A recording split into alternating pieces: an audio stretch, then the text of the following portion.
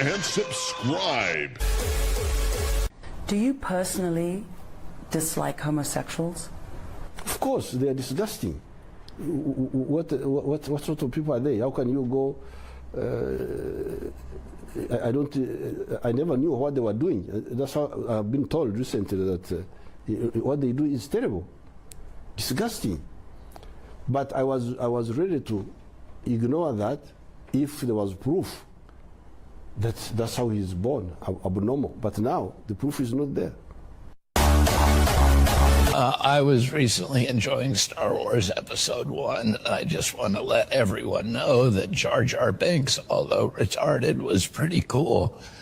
I've been working on my Jar Jar impression, and I'd like to do it for you now. Okay? Here goes. He's thinking about that Epstein fella. Rich with big island and fancy plane. Powerful peoples go there.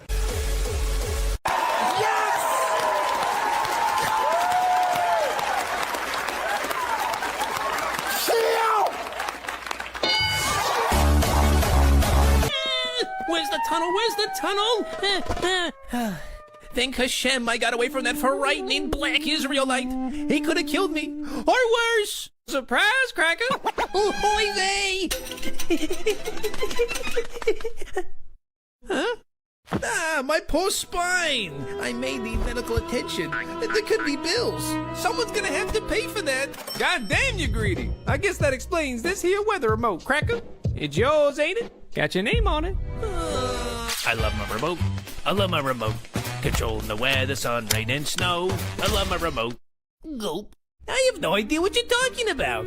I've never seen that weather controller 3000. I have no idea what that even does. Shit, does he think I'm retarded? I love black Israelites. Adore them, actually.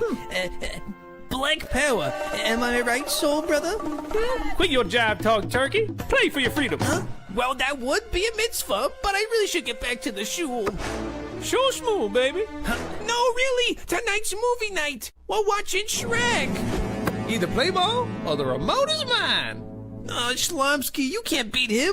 He's bleak. Unless I have the power to defeat him at his own games.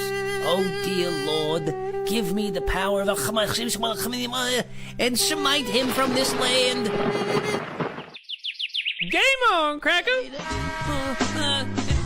Here comes the train. Kobe. Kobe twice. 3 times. Show me what you're working with, baby. Adam Sandler, Weinstein, Ben Shapiro.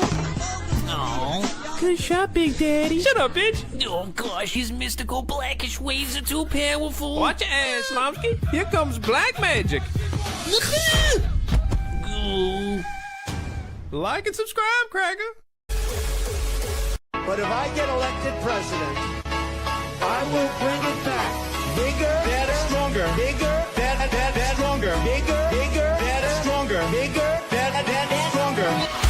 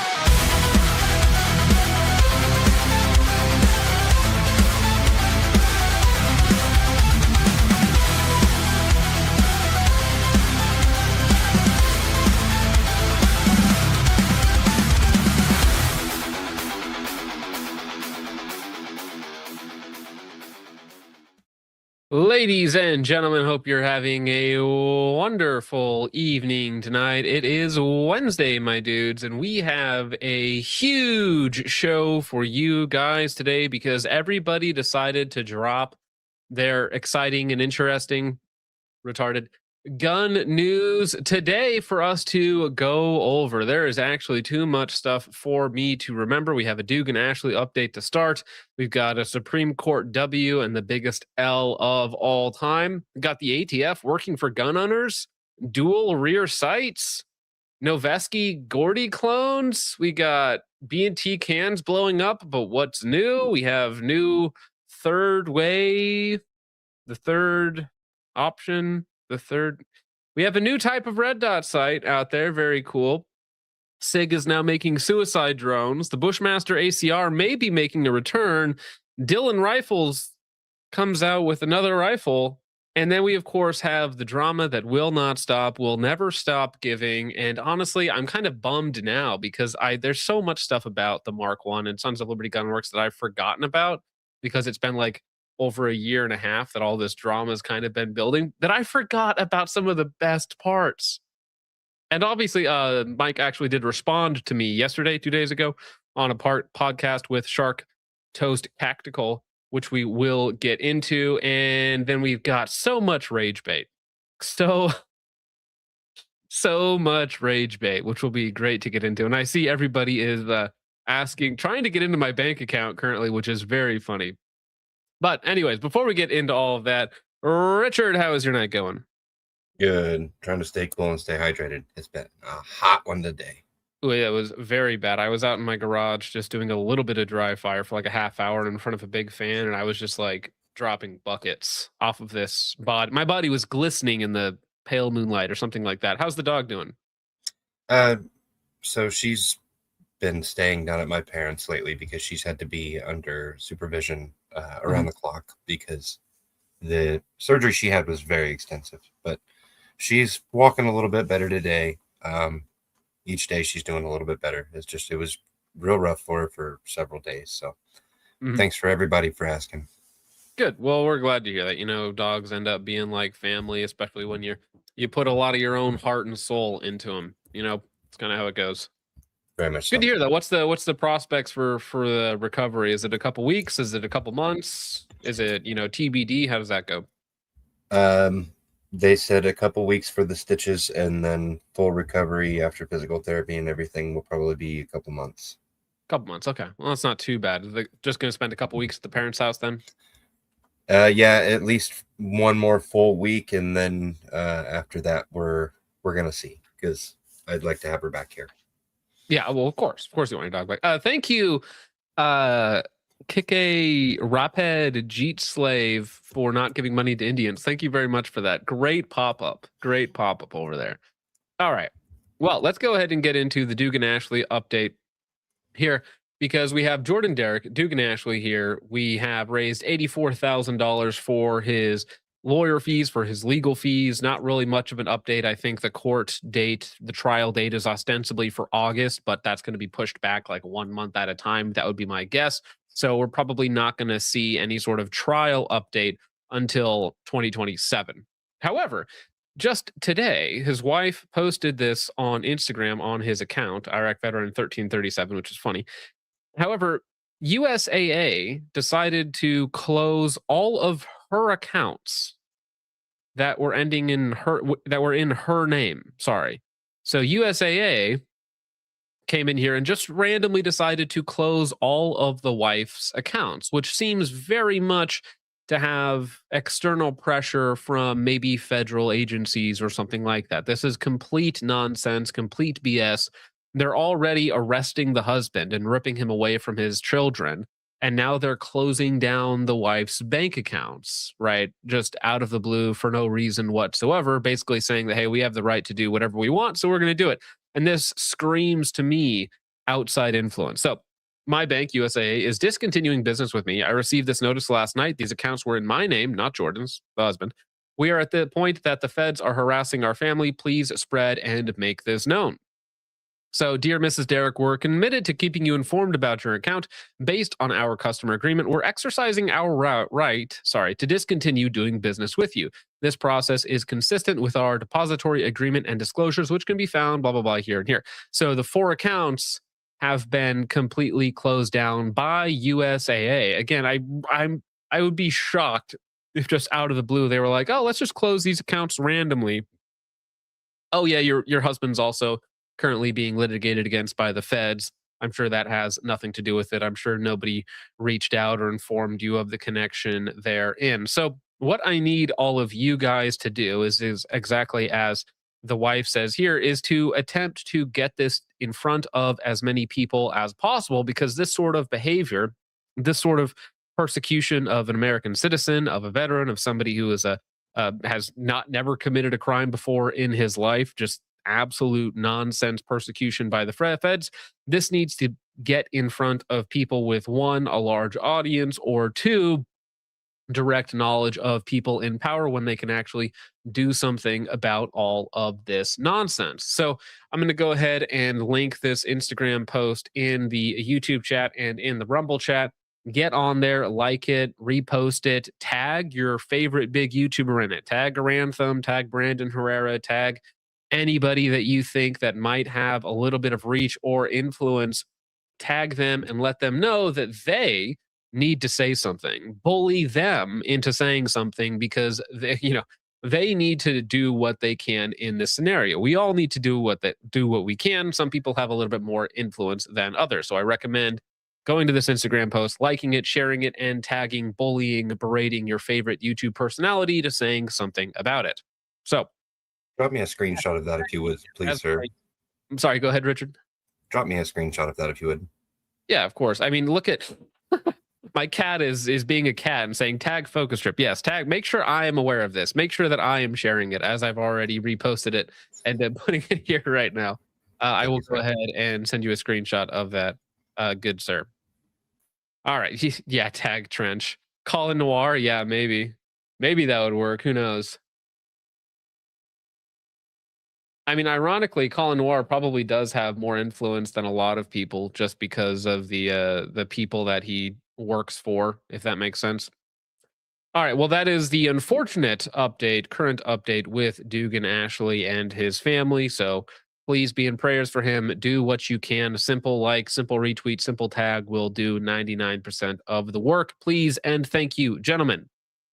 Now, getting into other government nonsense and shenanigans. Yesterday, the decision came down 5-4 that birthright citizenship is actually a thing, and you can have two illegal aliens pop a baby out, just falls on the other side of the border, and then that's magically just as American as you and I. You can be traveling between Mexico and Canada on a plane, and if you have a baby in American airspace, well, congratulations. It's never set foot in America, doesn't have any American lineage, doesn't have any American parents, no American DNA. And now it's suddenly an American and just as American as you and I. And this is obviously going to be weaponized by like rich Chinese people for birth tourism. This is obviously going to be weaponized for the poorest immigrants and illegal immigrants, because they will just come here either illegally or on a visa or on a temporary or whatever it might be, have a baby, pop out a baby, and then, okay, congratulations, you can't deport us any longer, especially once the next administration comes in and assuredly allows, infinitely more border crossings that are currently going through. So we really won't see the true effects of this for a couple of years, or probably more likely decades. The country dying because of a Catholic woman Supreme Court justice who adopted black kids is something the KKK would have made up in 1920 to fearmonger, which I think that's hilarious, because yes, it's like a woman. I think all 4 women on the panel on the Supreme Court voted for it, of course. And the quote unquote conservative with black adopted children also voted for it. It's just the memes always just come to life, right? You think it's a joke. You think it's like some sort of fear mongering post, but then it's just actually true. It's unironically true. But that is the state of that. Now, in different news, in slightly better news, maybe, possibly, fingers crossed, the Supreme Court has also stated that, we ended your country, and what it means to be in America is basically anything. Ironically, birthright citizenship steals your birthright and gives it to foreigners. However, you know what? We'll take up whether or not assault weapon bans violate the Second Amendment. So the Supreme Court will be taking on this at some point in 2026, 2027. And maybe it's like, hey, you can't have a country, but you can own an AR or something like that. No country for you. And, eventually these people will just rape, murder, and kill you, or just completely replace you and eradicate you, but at least you'll like have a trinket. You'll have your Gunko pop on the way down. So a Supreme Court that has expanded gun rights will consider whether bans on semi-automatic rifles, often called assault weapons by retards, violate the Second Amendment. The justices said Tuesday that they will hear appeals challenging bans on the AR-15 and similar semi-automatic firearms in Connecticut and the Chicago area. That's so funny. Similar laws are in place in about a dozen states covering major cities like New York, Los Angeles, and Washington, D.C. Congress allowed a national assault weapons ban to expire in 2004, but Democrats have supported renewing it in response to a series of mass shootings. States have also continued to pass their own laws, including recent measures in Virginia, which we're about to talk about in just a moment, and Rhode Island.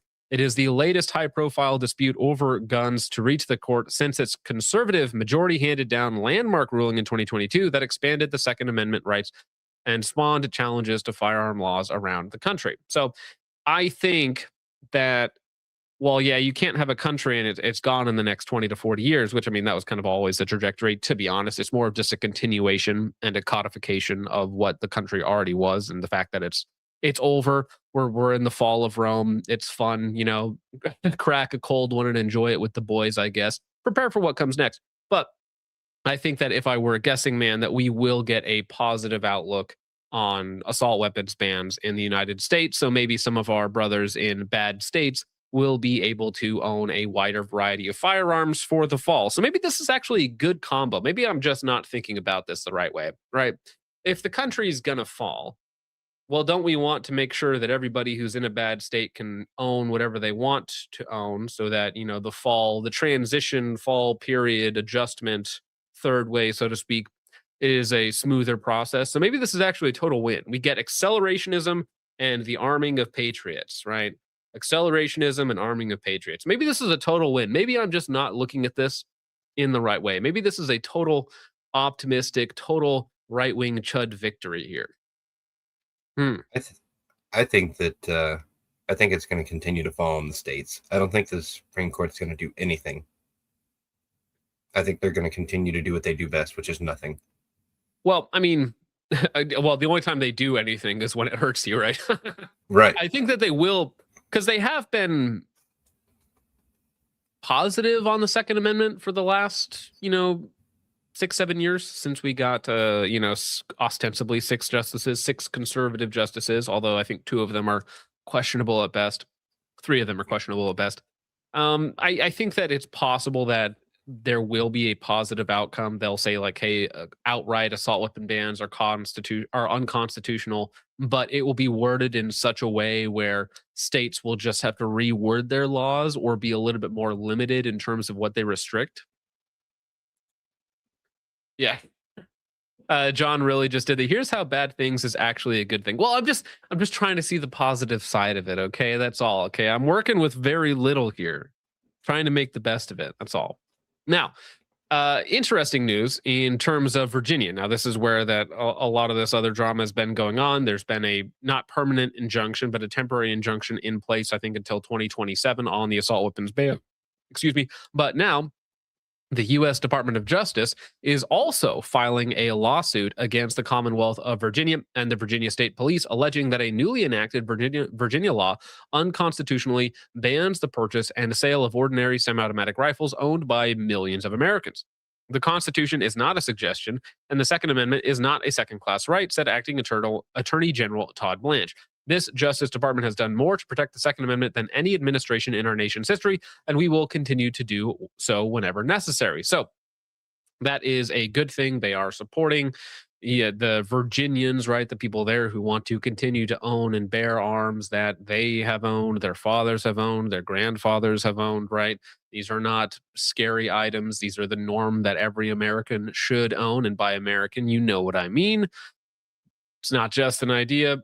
And so them coming into support of the American people, of the Virginians, like it's a good thing. And I think that there will be continued legal pressure on the state of Virginia as long as this administration is in charge and has some leverage, so to speak. Now, does anything actually get overturned? Does the Supreme Court come in before it takes effect in 2027? Who knows?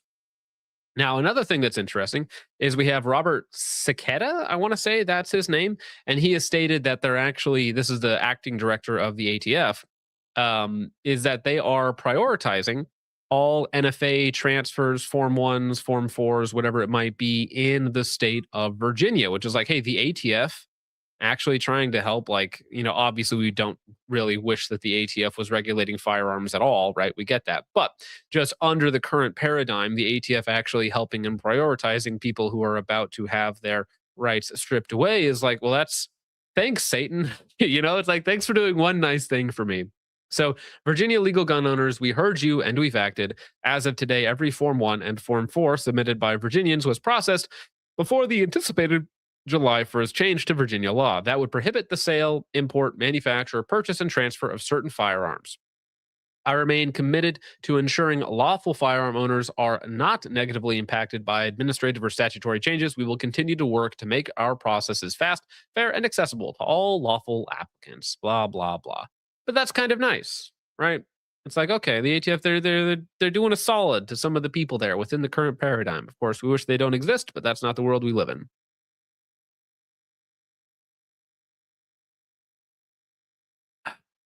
All right.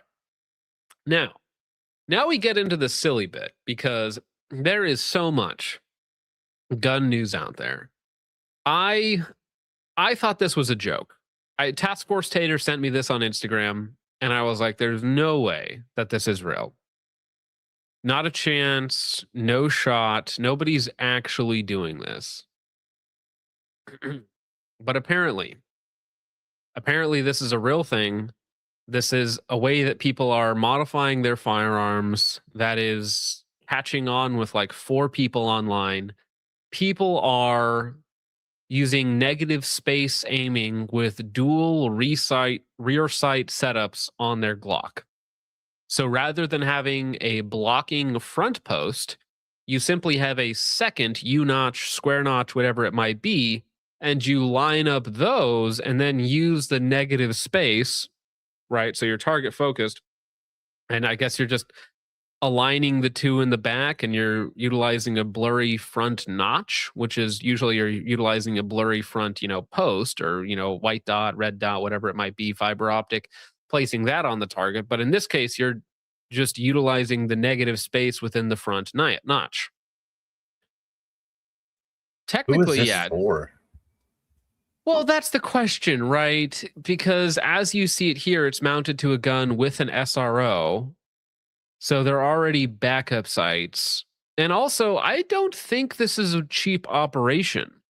Because when you think about it, Richard, like, you have to mill the front of your slide to accept a second rear sight. Right? Anytime you're milling a gun, you're talking like $100 or more, not including the rear sight, which what's a rear sight go for? 20, 30, 40 bucks. So let's say conservatively, a set here for this milling job plus the rear sight's like $150. You're basically at the cost of a red dot already. So why not just, have a red dot? And also, good point. This won't fit a lot of holsters because a lot of holsters are designed to fit the front notch, right? Not a, 3/4 of an inch wide block for your rear sight, for a second rear sight up front. Most holsters are cut to have a channel for your front sight post. Very strange. And I mean, like, I get the concept, right? So here you can see kind of what you're looking at. You're using the negative space of the front sight. This will technically work. Let me see if I can find it, because people have made rifle sights like this in the past. I want to say it's the Ultradyne iron sights. I know that Kit Badger has a video on them. I think it's Ultradyne. And let me pull them up real fast. Yes, okay, here it is.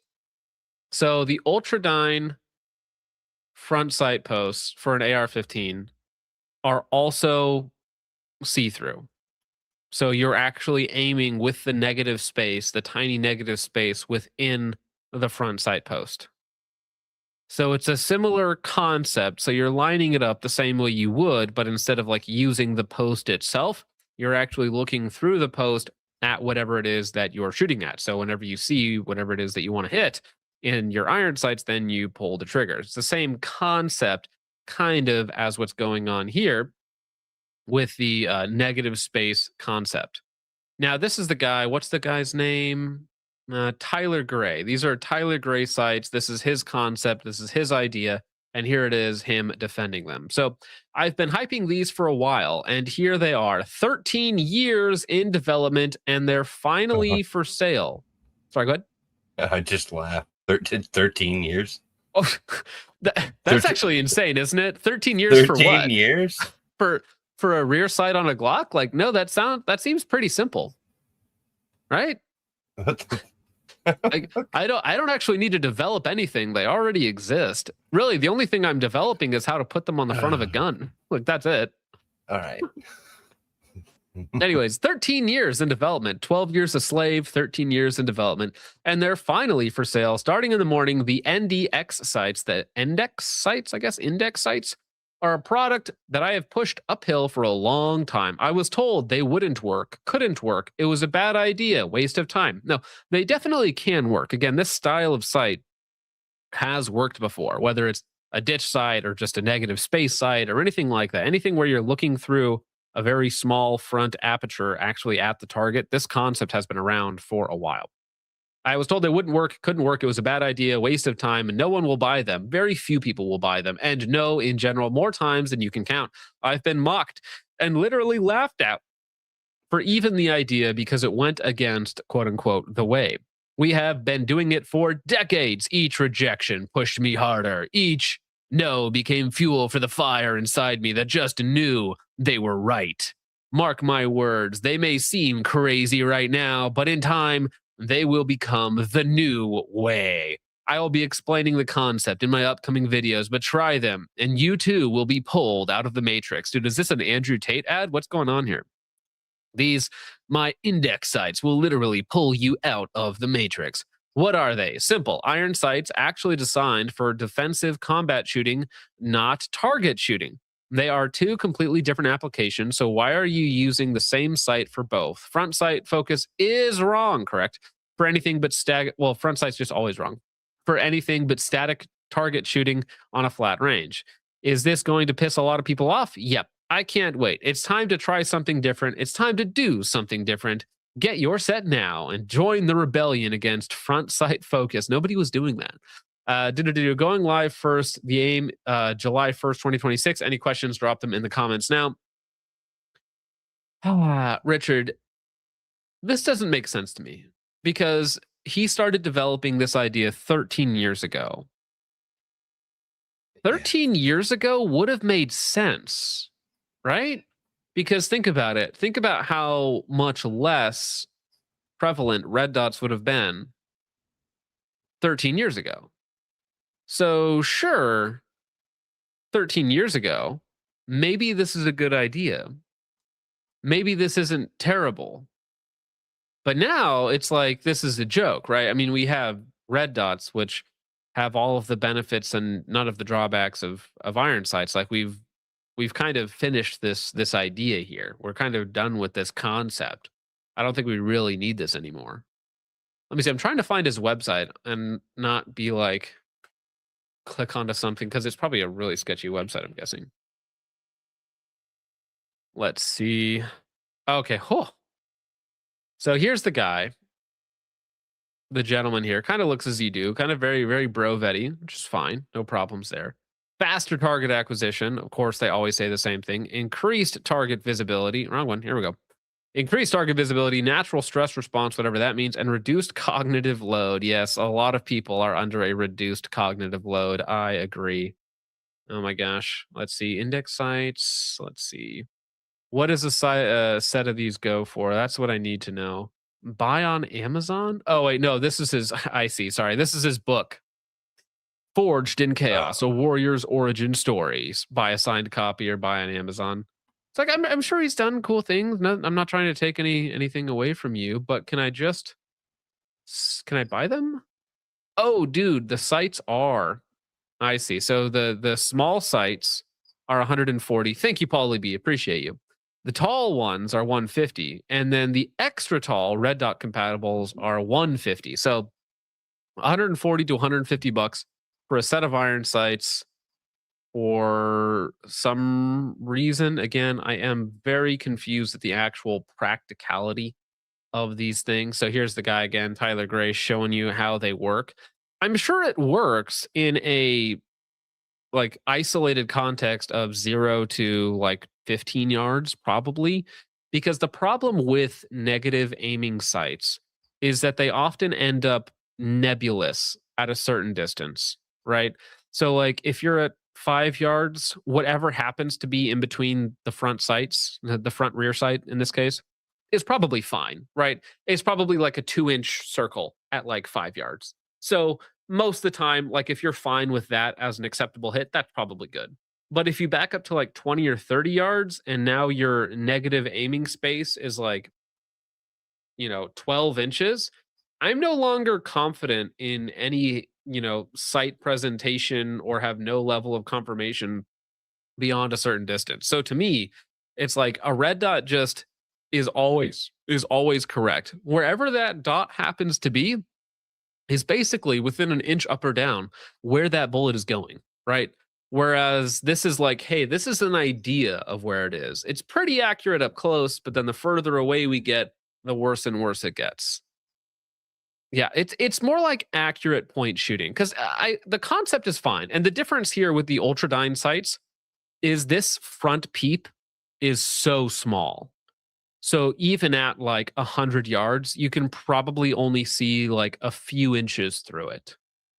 So it's a very, very small thing that you're looking for. So you can still utilize these accurately. I think in the video, again, Kit Badger has a pretty good video on these where he uses them in like a mid-range rifle match, I think maybe out to like 300 yards, and he uses them relatively effectively. So for a pair of backup iron sights, it's a novel kind of cool concept if you're married to the idea of backup iron sights. I would never use them as a primary.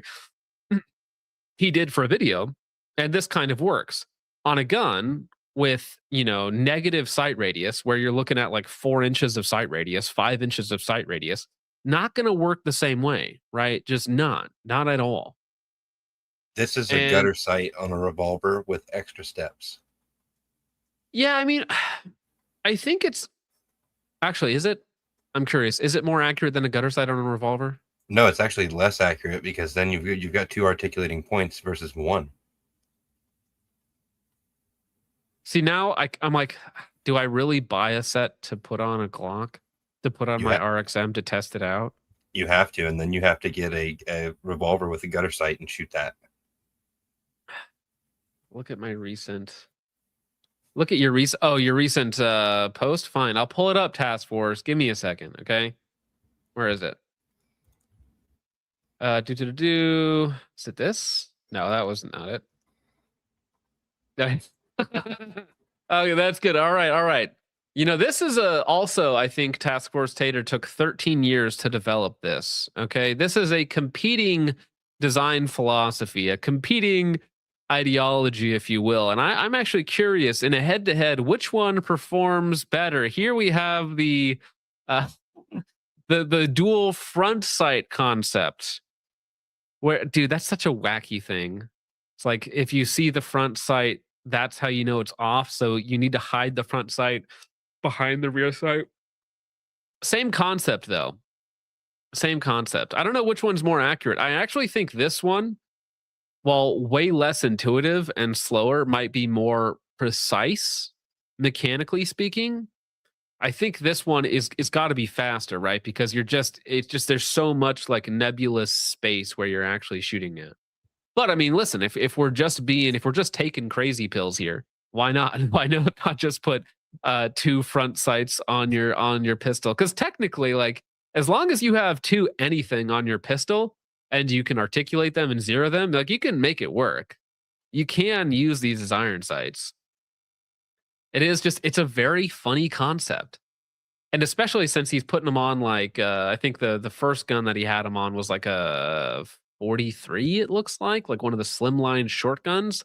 I just don't understand why we are going back to iron sights. Again, 13 years ago, maybe this would have made more sense in a competitive iron sight era where people are just trying wacky, weird things like how do we improve on our traditional iron sights that have been around for like centuries at this point, right? Since pirates on ships, have been using iron sights on cannons and whatnot, probably even before then. Like you can go back probably to crossbows and they have a rudimentary aiming system.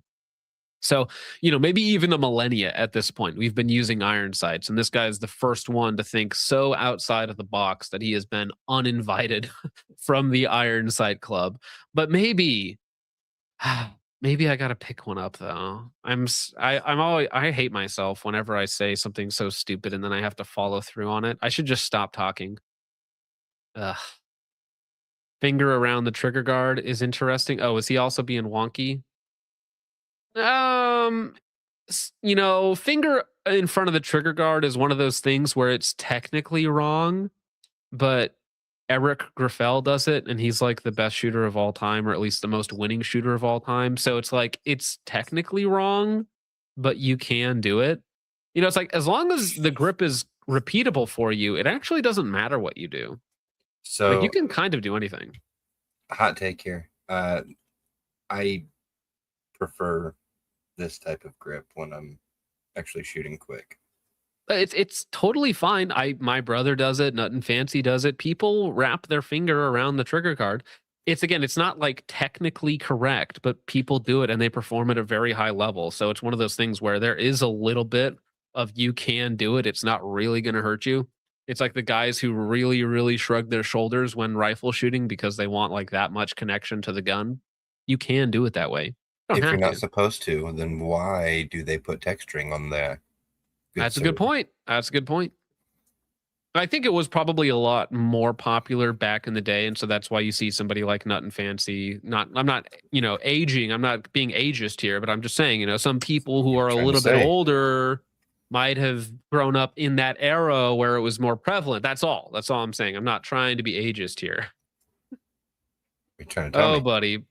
But yeah, that is what are they calling these things again? The index sights.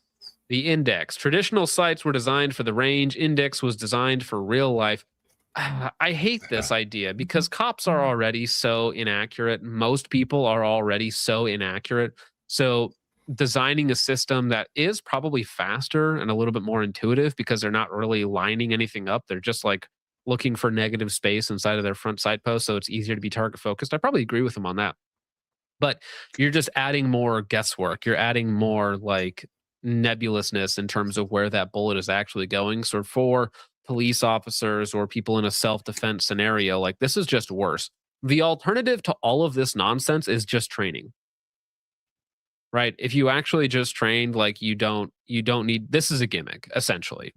It might be a funny gimmick. It might even work in like a couple of contexts, like really isolated contexts.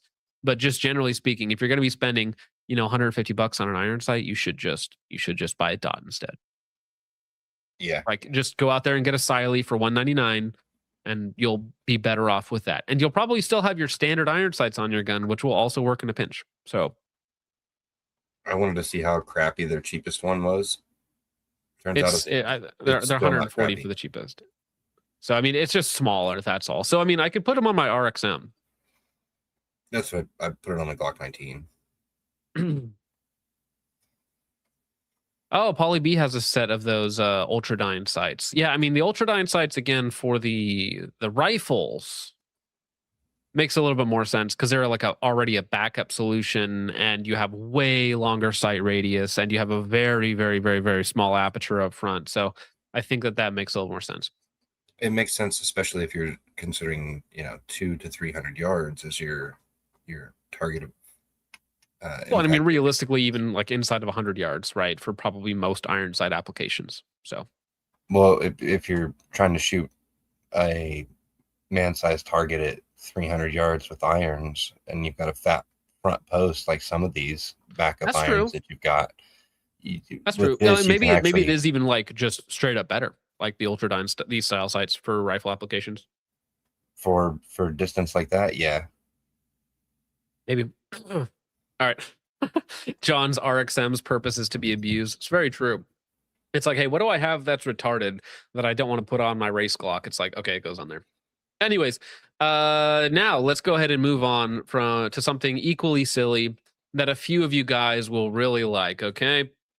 And that is going to be the Noveski Allen Engineering collaboration. So I think you have the AEM5 or whatever it is on top of their Noveski 12.5, I think it is, for the Gordy clone. So one of their stainless steel barrels, one of their new upper receivers with their integrated carry handle and the cool lower and whatnot. So it's not like a clone correct build. So when I saw Noveski drop this today, or maybe somebody put it in the Discord, this just seems odd to me. I'm like, why would they?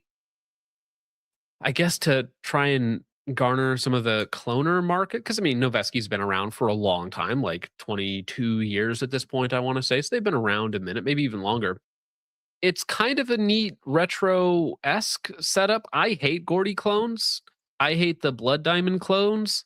I hate anything to do with a carry handle personally. Like I am very prejudiced against carry handles and carry handle optics mounts, all of it. I think it is all quite silly in terms of real world usefulness. And then Noveski is one of those companies where they're just kind of like uber degenerate for no reason. They're very Gen X coded in that way. So you can see it has the big Noveski logos everywhere. It has the their new, I think they call it their N4 upper receiver. So they have a lot more meat up front. I'm sure it's like fine as a rifle. And I know people like the AEM5 suppressor, which is again an overbore suppressor. So I think there's a 12.5-inch barrel under here. And then you have a carbine length gas system. So the rest of it is taken up by this big old can. So I'm sure like it shoots nice enough. I'm sure it's cool enough for the vibe. Guess the price, Richard. We're playing guess the price. 2,200 bucks. Oh, dude, you were close. 3,000. 3,000 for it. And again, it's like it's Noveski, so it's not even like I'm not even upset. And I believe it comes with the suppressor. So if it comes with the suppressor for $3,000, it's like you could pay a lot worse. There's a lot worse classes or a lot worse cost-effective rifles out there. I guess I should have asked if it came with the suppressor or not. Yeah. I'm pretty sure it does. I'd have to check their website again. I think that it does. But the price tag, $3,000, roughly. Anything special at all? It has their standard upper receiver that has the integrated carry handle, that has the appropriate furniture, their stainless barrel, whatever they call it. Other than that, it's like it's a proprietary mil-spec lower. or No, it's just their not their Afghan, whatever the name of their barrels are. They have a special name for their barrels. So it's like it's a nice barrel that's probably overgassed, and then you throw on a can to it. It's like, Now let me make sure. Yeah, so it does come with the AEM 5K. It does come with that. So okay.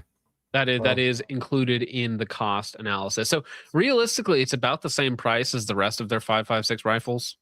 I mean, it's maybe a tad more expensive than a couple, but a lot of their other rifles are sitting around that $3,000 price tag. So it's like, it's on par for a couple nerds out there. Now, my question is, okay, for the people in chat, I saw Cody said that he likes the vibes.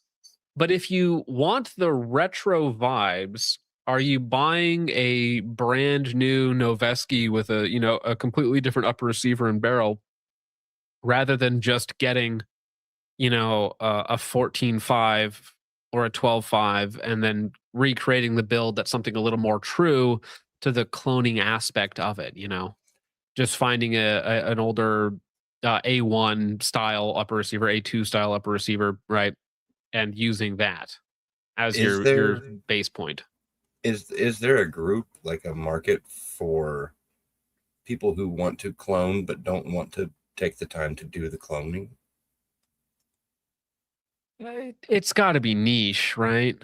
It's got to be really niche. Because again, it's not really clone correct. The upper receiver is very different. The barrel is incorrect. It's got the wrong everything else. I mean, it has the look like overall, but if you're like trying to clone the Gordy rifle, then it's just not the Gordy rifle. And then it's like, it's $3,000, which is like, you take it or leave it with the suppressor. So to me, it's like they're not really catering to the very small market that they're already were operating in, if that makes sense. Poor Manted says Agent Espo just did a video on this. Did he do a video on the? I haven't watched Agent Espo in a long time. You just mentioned him to me, and I forgot that he was like, I don't know. I just don't see his videos in my feed or something. Agent Espo, because did he do a video on the Gordy or on the Noveski? Let's see. Agent Espo videos, the Gordy carbine. Well, that's just a standard like old Gordon, style rifle, not the Noveski one specifically. His is probably, ironically, more accurate than whatever the heck that they're putting out here from Noveski. So, all right. Well, that is the Gordy Noveski / Allen Engineering collaboration that none of us were asking for, but I hope it's going well. Speaking of things that nobody asked for, though, B&T cans blowing up consistently, just all the time. And this comes also with the transition from B&T USA back to B&T AG, while B&T USA was lying and not buying product and not shipping product and not answering customer service and not warranting products. This comes at like the end of all of that going on. Now, here we have one of their print cans. I forget the exact name of it, but B&T USA not having a great time out there. Their reputation not so good right now. I hope that B&T AG can come in, fix it, new leadership, new customer service, new quality control, all of that good jazz, and kind of fix their reputation. But B&T has gone down in a lot of people's minds over the last couple of years for sure. So my B&T can blew up mid-fire last month, so I've been trying to reach them for a warranty replacement. Now, keep in mind, the last month is like the worst time to do it because that's when B&T AG, the Swiss company, is suing B&T USA over, failure to deliver, failure to purchase, owing them lots of money, the mishandling of the brand. So it's like during the two companies fighting it out legally, some, poor schmuck out here bought a can, blew it up, is trying to get a warranty claim. Obviously, in the triage of things that B&T USA is worried about, that's got to be so far down the list, so you end up just getting screwed. All right. Trying to reach them for a warranty replacement. They told me by the pictures that it couldn't be repaired. Yeah. Nope, that looks unrepairable to me, considering it is blown up 3/4 of an inch past the mount. So unless the mount is the serialized part, which I doubt it because it's separate component, I believe. Yeah, that is not fixable. That's donezo right there. They told me by the pictures it couldn't be repaired and I should destroy it and they would replace it. I also took it to my gunsmith and he said the side it blew out from was very thin compared to the rest of the suppressor, hence why it blew up. They had me destroy it and then stop replying and ghosted me. How funny is that? Right? They're like, hey, that can that blew up on you. Could you destroy the evidence and then probably tell the ATF that it was destroyed. I think you legally have to do that. But either way, we'll just assume that this guy did everything by the book in this case. And then just stop replying to him. Be like, replace what can? You don't have a B&T can. What B&T can? Can you show us a picture of your B&T can? Oh, you don't have it? Oh, that's strange. Sorry about that, bro. And now, this is a problem with print companies in general, is that for the last 1.5, 2 years, since all of these companies have been coming out with their own 3D printed thing, that there's really only, this is the meme where people said there was only 3 upper receiver manufacturers or forgers in the country. I think there is only like 4 print houses. And, what's the one? Stealth Additive Works allegedly started up their own. They have their own machines, allegedly. So there's like 3, 4, maybe 5 real print houses out there. And so because of the high demand for everybody, right? Because everybody's utilizing these print houses, everybody is outsourcing for these guys. The level of quality control seems to have gone down across the board, right? For all printed can companies, right? So Stealth Additive Works, theirs was of their own making allegedly, because again, they had their own print houses. But for these other guys, B&T and other people, it seems like just across the board, print quality went down due to demand and the speed of which these people are trying to pump out these cans. All right. So that is a blown up can. That is not good. And B&T, let's see the wall thickness difference. Oh, no way, dude. Look at that.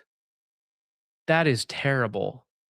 That is awful. Look at that print quality, guys. So look how thick it is on one side. And look at like paper machine, like, oh, that's so thin right there.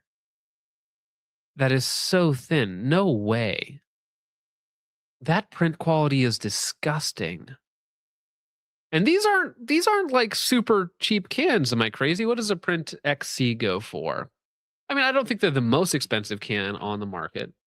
But let's see, Print XC B&T.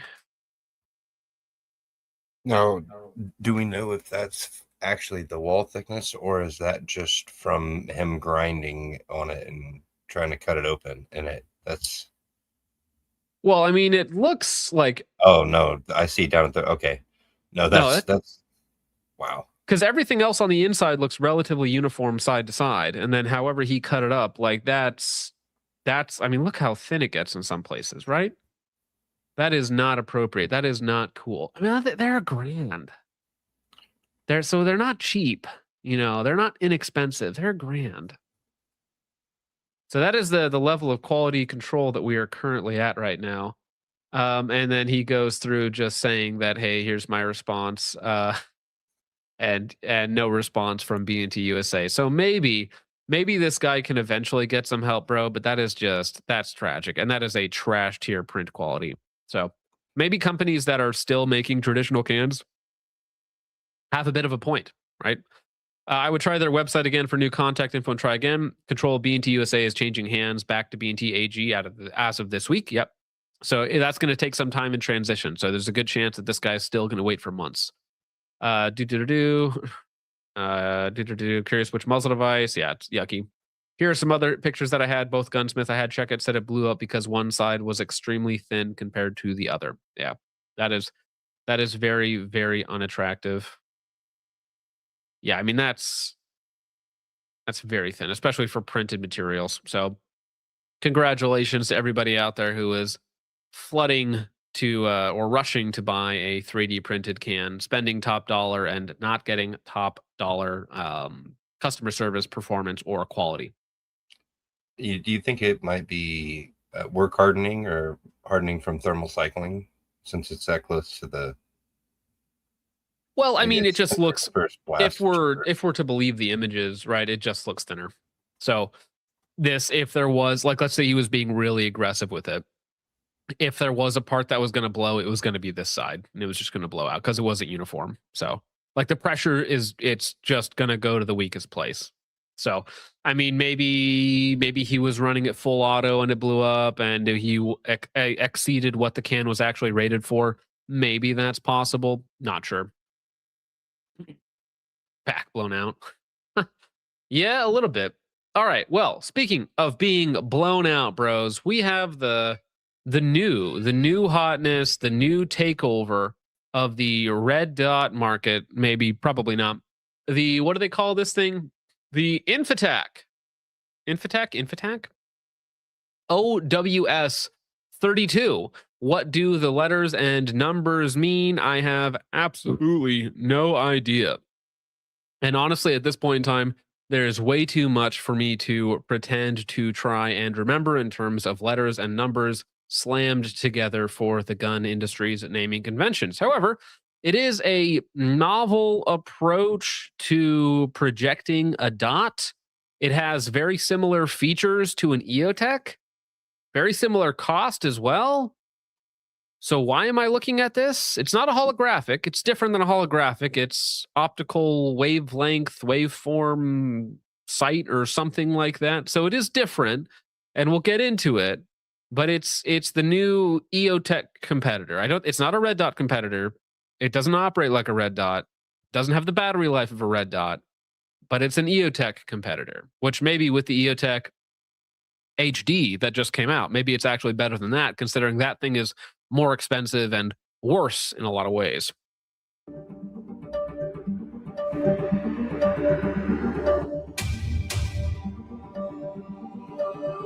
So they call it optical waveguide technology. So they have like some refractors or whatever it is on the inside of the dot that bounces light a bunch of times back and forth to then get to the human eye.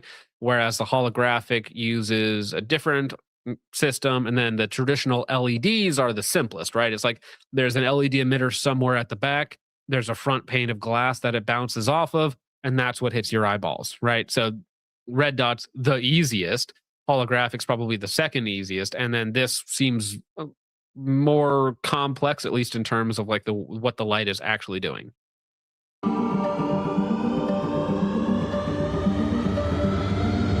So now the one advantage of holographic or optical wave sights, wavelength sights, whatever it happens to be, is traditionally, what's the word? Parallax. Sorry, the word escaped me for a moment. Parallax. So most red dots will have a little bit of parallax. We're talking a couple of inches at, say 20, 25 yards. And then they have a set parallax, usually at about 100 yards, where it's going to be almost always perfectly on.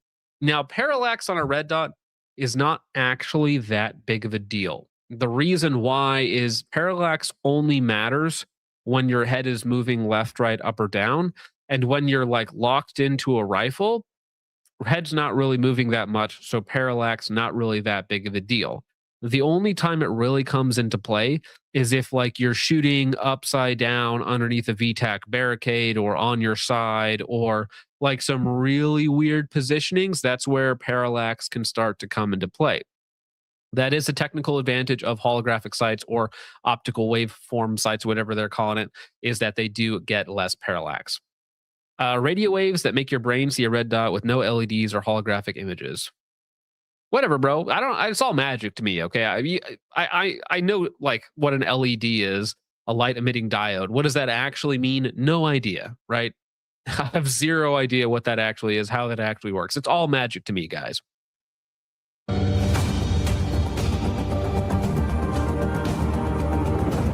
So again, big windowed, multi-reticle system, astigmatism friendly, they say. So maybe it'll play well for people with the stiggers, as we call them. Now, this is the part to me where it's like, oh, okay, so this is not red dot, 50,000, 100,000 hours of battery life here. This is an EOTech competitor, right? If you don't like a fuzzy EOTech holographic reticle, if you don't like the feature set of an EOTech, you can buy this. And it has basically the exact same battery life. So it's like, it really is not a red dot replacement. It's just not. It is a EOTech competitor that's maybe a little better in some ways, right? And only time will really tell if it's actually better.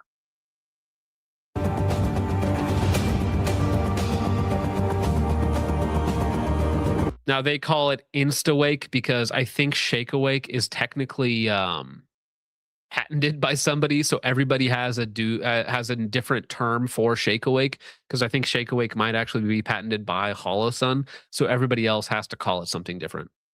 Now, again, this is another one of those dots where this is like on cheap airsoft dots. This reticle here, this is like a Call of Duty reticle right here, where again you're just aiming with the negative space. This is a terrible reticle option. Do not use this reticle option. This is terrible.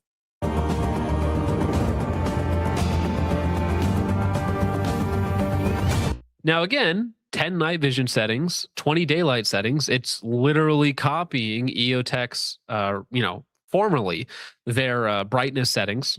So that's good. If they're competing directly with EOTech's, which I think they are, that's good. You need to basically have really good night vision performance, and you need to have really good brightness adjustments, because EOTech's are very, very granular in their adjustments for any, lighting scenario of any sort, but especially for night vision shooters.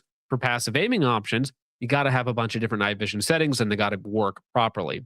And because it's not a LED, it's not, a LED bouncing off the front pane of glass, usually you end up with a lot clearer of glass. You don't need to use an aggressive notch filter. You don't need to have the same coating. So you can get a better light transmission, hopefully, with a big, big window, which helps people for passive aiming.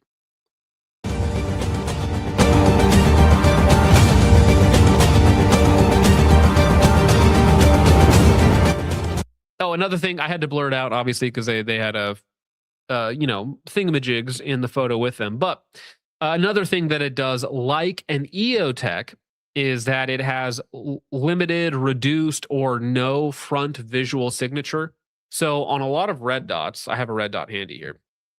Let me pull it out of its box. I have the Bowl Pro thingamajig here, which again I'm still waiting on the plate from CZ to show up for it. But this has a front-facing. You can actually kind of see it there. This has a front visible light signature from the front, whereas EOTech, holographics, and this OWS 32 don't have a front visual light signature. So if you're like a Sig Romeo AT also has one. So if I'm pointing a gun at you at like 20 yards, pitch black, so where you can't see me, I can see you with whatever night vision device that I'm on or something like that. But I have a forward-facing light signature through the front of my optic, which can be problematic for some people. So for certain spooky dudes who need to reduce visual signature to the person that they're aiming at, right? A holographic or OWS 32 might be a good option. Exactly, CAG operators. Klontgen says, what about astigmatism? They said it was good with astigmatisms. So for you stiggers in the chat, like, they said it works for you. Is that true or not? We'll have to find out.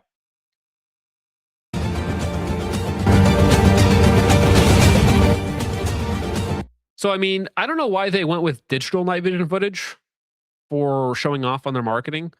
Like, I know that there are some good like digital units out there now that approach level 2. Like, I've used some. I actually did a promotion, not a promotional video. I had a company reach out to me and said, "Hey, can you just get shooting footage through one of our new like high-end analog units?" And so I just gave them shooting footage of it. That was the entire arrangement there. So there are some good like decent digital night vision units out there that can approximate what you can get from analog. Not quite as good, but they can approximate it. But I don't know why you, as the marketing company or as the guys trying to sell your optics, aren't marketing it to analog night vision users, other than the fact that digital night vision is a lot easier to record. Oh, okay, maybe that makes more sense. Two birds, one stone. If I was, I didn't know that they make their own night vision, so they're recording it with their own digital night vision and then using that to combo market the two units together. That makes sense. That makes sense. Okay, fine. Sean Weiland says lag is still a huge issue for digital night vision. I've tried a couple of units that are like pretty damn good. I still have the footage laying around. Maybe I'll just have to upload the footage to Instagram one day, because this was like last winter that I did this footage for this company. Maybe I'll just have to upload that. It was pretty damn good. Like, I could have used it in a match. Like, I would have been comfortable using it in a match. Yeah.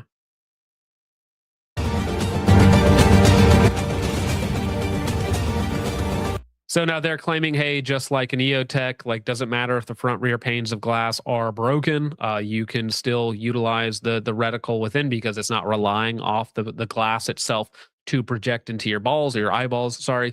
So again, it's basically, to me, this is an EOTech competitor in terms of price, in terms of performance, in terms of like feature set. It's an EOTech competitor, not a Red Dot competitor.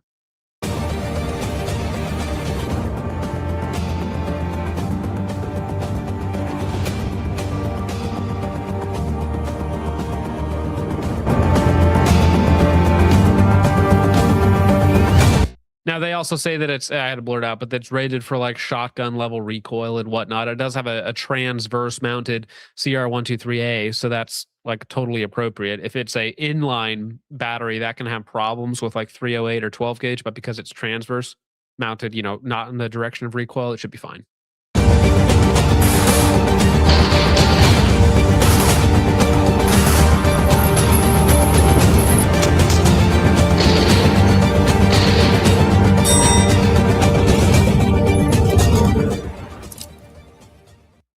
Anyway, so OWS-32 available now. So it's not really available now. At least I couldn't figure out like how, if I was actually to acquire one of these. I'm on their website and it doesn't seem to be there. So again, I'm not going to, if a company I think this company actually has reached out to me multiple times to send me something. I think I've ignored them every time. I know that they've bugged a bunch of other YouTubers. I'm not interested in getting a product from them. If I do want to buy one, I'll buy one. I'll figure it out. I'll figure out how to get one and see if it's any good. Let's see. So OWS explained a cleaner, crisper reticle, faster, preciser aiming. Again, has nothing to do with the optic itself usually. Even edge-to-edge brightness, works even if window is broken, astigmatism friendly with minimal distortion. So again, they're saying for you stickers out there, there's a good little 3D graphic of what it is supposedly doing. Now, is this better than how a holographic works. Like, I don't know. They're calling it the third way. Is it better? No idea. But the light does the magical thingy that projects the reticle into my eyes. So very cool. Advantages: focus on the target, not the reticle. Congratulations. That's what you should always be doing. That has absolutely nothing to do with the optic that you're using. Now, no parallax is nice, right? Parallax free. If again the claim is to be believed, then that's good. Now, again, most red dots at like the worst possible distance, which is like 20 yards ish. That's usually like the worst possible distance for parallax. You can get like 3 or 4 inches one way or the other in like the worst possible shooting scenario. I know that when Hop tested the MROs, even at like 100 yards, if he moved his head to one side, the dot would move like completely off the target. Obviously, that there are some optics with really, really bad parallax where your head needs to be in a perfect position before it's even usable. Yeah. I like how traditional red dot is also just a Holosun 510C. Traditional red dot, high color fidelity, so no notch filter. Like that is an advantage, right? Having a clear sight picture just because there is no notch filter, like there is on a lot of red dots. Wide field of view. It is a very big window. I think 1.2 inches by 1.2 inches. 0 forward emissions, which is true, as I mentioned earlier, or at least should be true. Now, their multi-reticle system. Let me go through this real quick just so you guys understand. This is good. Garbage, garbage, garbage, garbage, garbage, garbage. Thanks for that. It's also a 2.5 MOA dot. I prefer smaller dots. 2.5 is fine. I'm not going to complain about that. It's okay. Let's see, night vision compatibility. We hope so. That's one of the big selling points. If it's not good at night vision, then it doesn't compete with EOTechs. It doesn't compete with red dots in terms of battery life. So I think a lot of people will be turned off. Obviously, you have a night vision lockout mode. You have your battery tray on the side, windage and elevation. You have a QD mount. It's fine. I'm sure it works fine. I think it's a lower 1/3.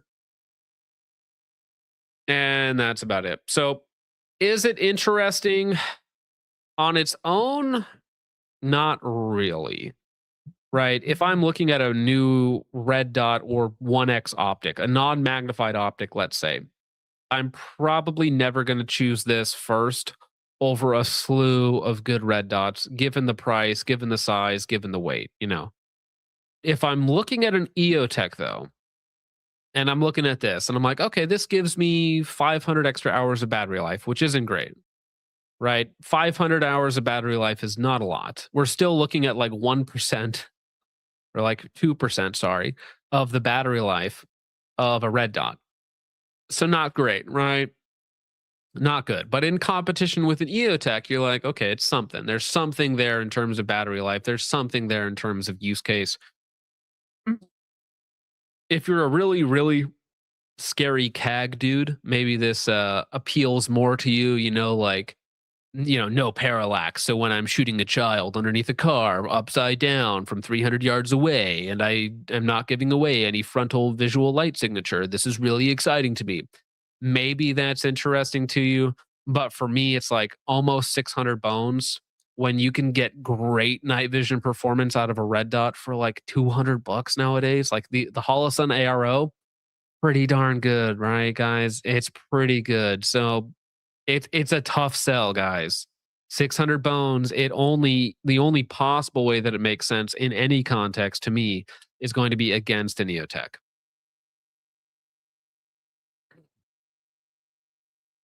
I don't see the appeal at all. Well, I don't know. So I'm forcing you, Richard. Gun to your head. This or an EOTech? EOTech. Delamination and all. Yeah, that's right. I mean, also, EOTechs are like mostly made in the States, right? Yeah. Mostly? Well, they're holographics, right? Yeah. These aren't, right? These are made in China, I imagine. Right? Am I crazy? I don't know. I mean, I feel like if it was American made, they would be slapping that everywhere. Yeah. Right? Because I did not read one sentence, I think, unless I missed it, about made in America. Let me read this. How light is guided matters. Original, cleaner, faster. China, made in China, made in China. Well, I know some EOTechs are made in Korea, but not all of them. I thought the holographics were USA made. And then some of them, I know a lot of the Voodoos and a lot of the other sites are made over in Korea. Michigan. Well, no, I don't think it's Michigan. It doesn't say China, China, China, China, China, China, Chinese imports, China. Any company that sells digital night vision is all China, probably. Conspicuous by its absence. I agree, Polly. Someone was trying to argue that product listed made in America, made in Mexico from Seizure, CAG, EOTech. Yeah. Anyways, so LLM. I wonder. Yeah, fair enough. I wonder if the dot itself is 1,500 hours, and then the other reticles are significantly less. Ooh, well, I don't know if that's how it works, because I know with an LED emitter, they're turning on and off parts of the emitter, right? And so having the big 65 MOA circle on an LED emitter decreases your battery life. But with this, is it doing the same thing? Because it's not. Maybe I just don't know how it works. So maybe it doesn't work the exact same way. Because like on a holographic, you can literally put in, anything. You can have infinitely complex reticles in a holographic, because it's like literally a plate that goes in there, like a physical like glass plate that goes in there or something, and that's what your reticle is. And then the brightness adjustment is separate to whatever the plate is. So I don't know if it's the same thing here because it's their waveguide, the optical waveguide side or whatever it is. I don't know if it works exactly the same way, but either way, let's just take them at their word. 1,500 hours, still not great. How much does it weigh? That's a good question. They also didn't mention size and weight. I mean, it's chunky optic, obviously. But I did not see like just a raw data sheet. I did not see a raw data sheet anywhere. Let me take you guys off real fast so I can click on this. Features. Yeah, 550 new. Let's see. Do they tell me anything about it? Geez, 10 ounces. Okay. So it's heavier than a lot of EOTechs. 10 ounces. Sorry, go ahead. Deal breaker. It's like I would try one out for novelty, but I don't. Yeah, again, I don't know if I'd be dropping 600 on something like this from a Chinese optic. I don't know who owns Infotech, right? I don't know if they're American, but even if they are, it's like 600 for a Chinese manufactured red dot. When a Holosun ARO or a Holosun Ames is like 200, 300 bucks, it's like, it's a tough sell. It's a tough sell. Ames Max, Ames. I need to get an Ames Max because I think the regular Ames is great. I think the regular Ames is more than big enough, but an Ames Max just seems ridiculous. Yeah, so I need to get one. I haven't tried those yet either. I think the Ames is great, and you can find an Ames like the standard version for like $250. So it's a great value site. Recommend it to everybody. Now, speaking of things that I don't recommend to everyone, that being suicide drones from one Sig Sauer. Now, we actually saw these from their marketing materials earlier on in the year. I think it was during a Rumble live stream where we went through some of their marketing materials, and they were showing off like, all of the new Sig tech, being the M7s, M8s, M250s. I forget the big 338 machine gun as well. And then they also had like a couple shots of operators loading a P320 into a drone and then like controlling it that way, which is just a hilarious concept to me, that we're having drones, which are known for blowing up, known for, being used in all sorts of destructive manners. And now we're attaching a P320 to them for some reason. Like, in my mind, Richard, if I'm controlling this thing, isn't it way more effective to just get rid of the P320 and have an explosives charge rather than attempt to hit someone with 9mm? Like, no, what is going on here? Charge. Well, no, I get that, but like, think about it. Like, if I'm an operator, there's a little bit of delay, right? And I'm trying to aim a floating P320 at a dude. No, you're just trying to yeet it at him. Well, yeah, I guess you could use it that way, but I'm saying realistically, okay, like, let's just imagine that the P320 is a well-working firearm, that every time you pull the trigger, it goes bang. And even when you're not pulling the trigger, it doesn't go bang. Okay, let's just pretend that. So am I supposed to like 150 ping, shoot a guy with 9 mil. Like, how close do you have to be to aim? How effective is it even going to be terminally? Like, if the point is to eliminate an opponent with a drone, an explosives charge has got to be almost the same cost too, right? No, this is pure fear tactic, right? They're just gonna drop P320s into APCs, like open hatches and stuff. Well, it's funny. It's like, what goes off first, the explosives charge of the 320? Looks like SIG is making drones with handguns attached to them now. Their advanced concept area has entries for 322s, 365s, and 320 platforms with SIM UTM capabilities. Guess the 320 is a suicide drone. If you know, what is that? If you know what I mean. Oh, if you know what I mean. Okay. SIG Sauer advanced concepts. Again, it's like, if I were in a team, like, so they show it here, it's like they got a team of operators behind the drone with a P320. I feel in danger if I have a drone on my side that has a P320 floating around, right? That you're putting me in danger now. I know you're trying to use it as like a watchdog from Call of Duty or something, where you get like your personal defense drone that like follows you around.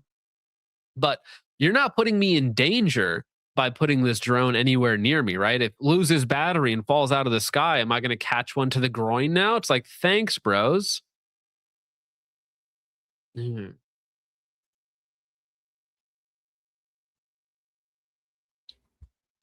So we're not just advancing technology, we're redefining the battlefield. 6 Sauer Advanced Concepts delivers combat-proven solutions through prototyping, payload innovation, R&D, manufacturing, and elite training, setting the standard for unmanned platforms. Our payloads, the MH322, MH365, MH Taser. How funny would it be to have Taser drones? See, these are like just the different versions of kill streaks that you get in COD. You get the Taser version, you get the P320, you get the stun version, you're going to get the gas grenade version. It's going to be great. P365. Sorry, what? They've got all of them. They've got a 22 caliber. They've got the 365, the smaller platform. Yep. 320 SIM and UTMs. P365 Airsoft features SIG Sauer's exclusive electronic and safety board, Sentry, for absolute control and reliability. This isn't hardware, it's operational dominance. We don't just sell systems, we deliver mission readiness and tactical superiority. So I'm curious if this is done as like a proof of concept, right? Because some government agency, some pencil pusher somewhere is like, we've got to prepare for the next generation of warfare. So, because I'm sure China is trying out wacky things like this as well. I'm sure plenty of other countries are dabbling in the idea of drone-mounted weapons alongside explosives charges, right? So, having systems that can be a little more judicial in their, use of terminal performance, if that makes sense, right? So they don't just blow up an entire room; they can target like individuals or something like that, if that makes sense. So, I wonder if this is purely done as like trying to keep on par with other countries experimenting with the same sort of tech. If this is for maybe a counter program, so we're developing the thing to learn how to counter it because we know our enemies are also trying it. There's probably a lot of different angles and a lot of different things that are going into the development of these, because from my mind, it's a total waste of resources, right? Drone technology is great and fantastic. We need to learn how to use them very effectively. Attaching the 320 to one doesn't seem like a good use of our time or money. I disagree here. I think that strapping an airsoft gun, specifically a 320, to one of these and flying it around the office and using it for my own nefarious purposes would be a great use of tax dollars. I will take one right now. Well, specifically what's funny? The airsoft version. If we were using these as an OP4, like we're training our operators on how to counter armed drones, like it would totally make sense, right? So you have a UTM or an airsoft armed drone, and you are using it as part of your, Delta CAG super team group's training. You are, using counter drone and figuring out or testing all this new ammo and stuff like that, right? In sort of a force on force scenario rather than just, shooting at random targets. Imagine your OP4 is a bunch of drones with 320s on them. A weird assassination tool? Yeah, but again, if it's the point is assassination, unless you're trying to like be hyper specific to an individual, you could just throw in an explosive charge and be way more effective. Like imagine you could shoot somebody 6 times with 9mm and not kill them. Right? Whereas detonating an explosives charge next to their body, next to their chest, usually gets the job done. So in terms of being efficacious, like 9mm does not seem like an appropriate thing to mount to a drone. It doesn't seem particularly effective considering it's only got a 15-round mag. So at most you could what? Take out 2 people? Whereas as long as there are people bunched up in a room or whatnot, an explosives drone could take out way more. Question: do you think the AI gyro stabilization would know how to deal with the recoil if they put that's another thing. Maybe they're developing it as a proof of concept for more larger systems in the future, right? So before we mount, like what would actually work is if you had a drone that had like an hour of flight time and could carry like 500 rounds on a belt fed. Right.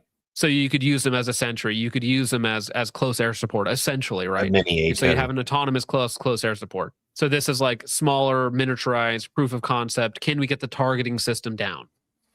Because with the P320s, it's just like mounted to the thing. So it has got to do the pan, the tilt, everything with the engines, right? Because the gun itself doesn't have any articulation. So if it needs to aim down, it's got to, for a split second, like drop the front engines to aim down before it crashes and then bring it back up, right? So it's just a wonky system. All right. Well, that is the Sig Sauer drone topic. We have two more silly topics before we get to Shark Toast Cactical.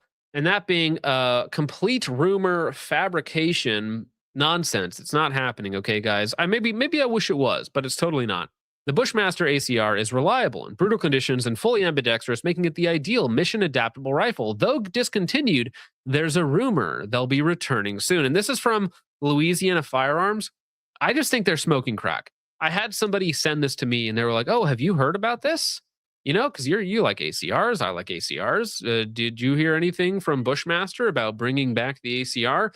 When I talked to them at SHOT Show, briefly this year, there was no mention of it one way or the other. Now I know it's been about 6 months since then. It's hard to believe that we're already halfway to another SHOT Show. Anyways, Bushmaster ACR probably not coming back. If there were a timeline for it, I would say 2027. Like it'll maybe be announced at SHOT Show. But here's the thing, guys: the ACR has already failed in the market commercially 3 times because it originally came out, got sold, Remington, Magpul Masada, Bushmaster ACR came out like 13 years ago or whatever it is now. It failed the first time. They bring it back after a short hiatus. It fails again. It gets sold off to who bought the rights to it? That one, Franklin Armory, had the rights to the ACR for a while. And then Bushmaster has it again now. And they're owned by, however that works. I forget how all that works. So if they bring it back out, it's just going to fail commercially again for the 3rd time because they're not going to support it. They're not going to have all the parts. They're not going to have it in a useful configuration because, like, listen, if they bring out an 8.5-pound, 16-inch rifle with 0 updates in 2027, nobody is going to care except for a few people like me who want one purely for nostalgia's sake. And I realize it's a bad rifle. Like what they need is a multi-position gas block. They need appropriate length barrels.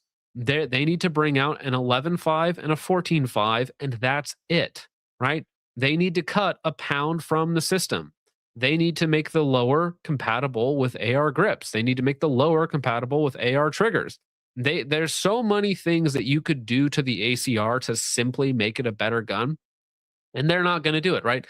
There's a few things that you need to change. You can't bring out a 9-pound, 16-inch rifle in 2027 and call it a day. It's not going to float. It's not going to do good. And also, you're probably going to charge close to $3,000 for it, which nobody's going to buy. Again, unless you're like me or a few other nerdy collectors who just don't have one and they want to have a new one to their collection or something like that, or to make a silly video on and then get rid of it.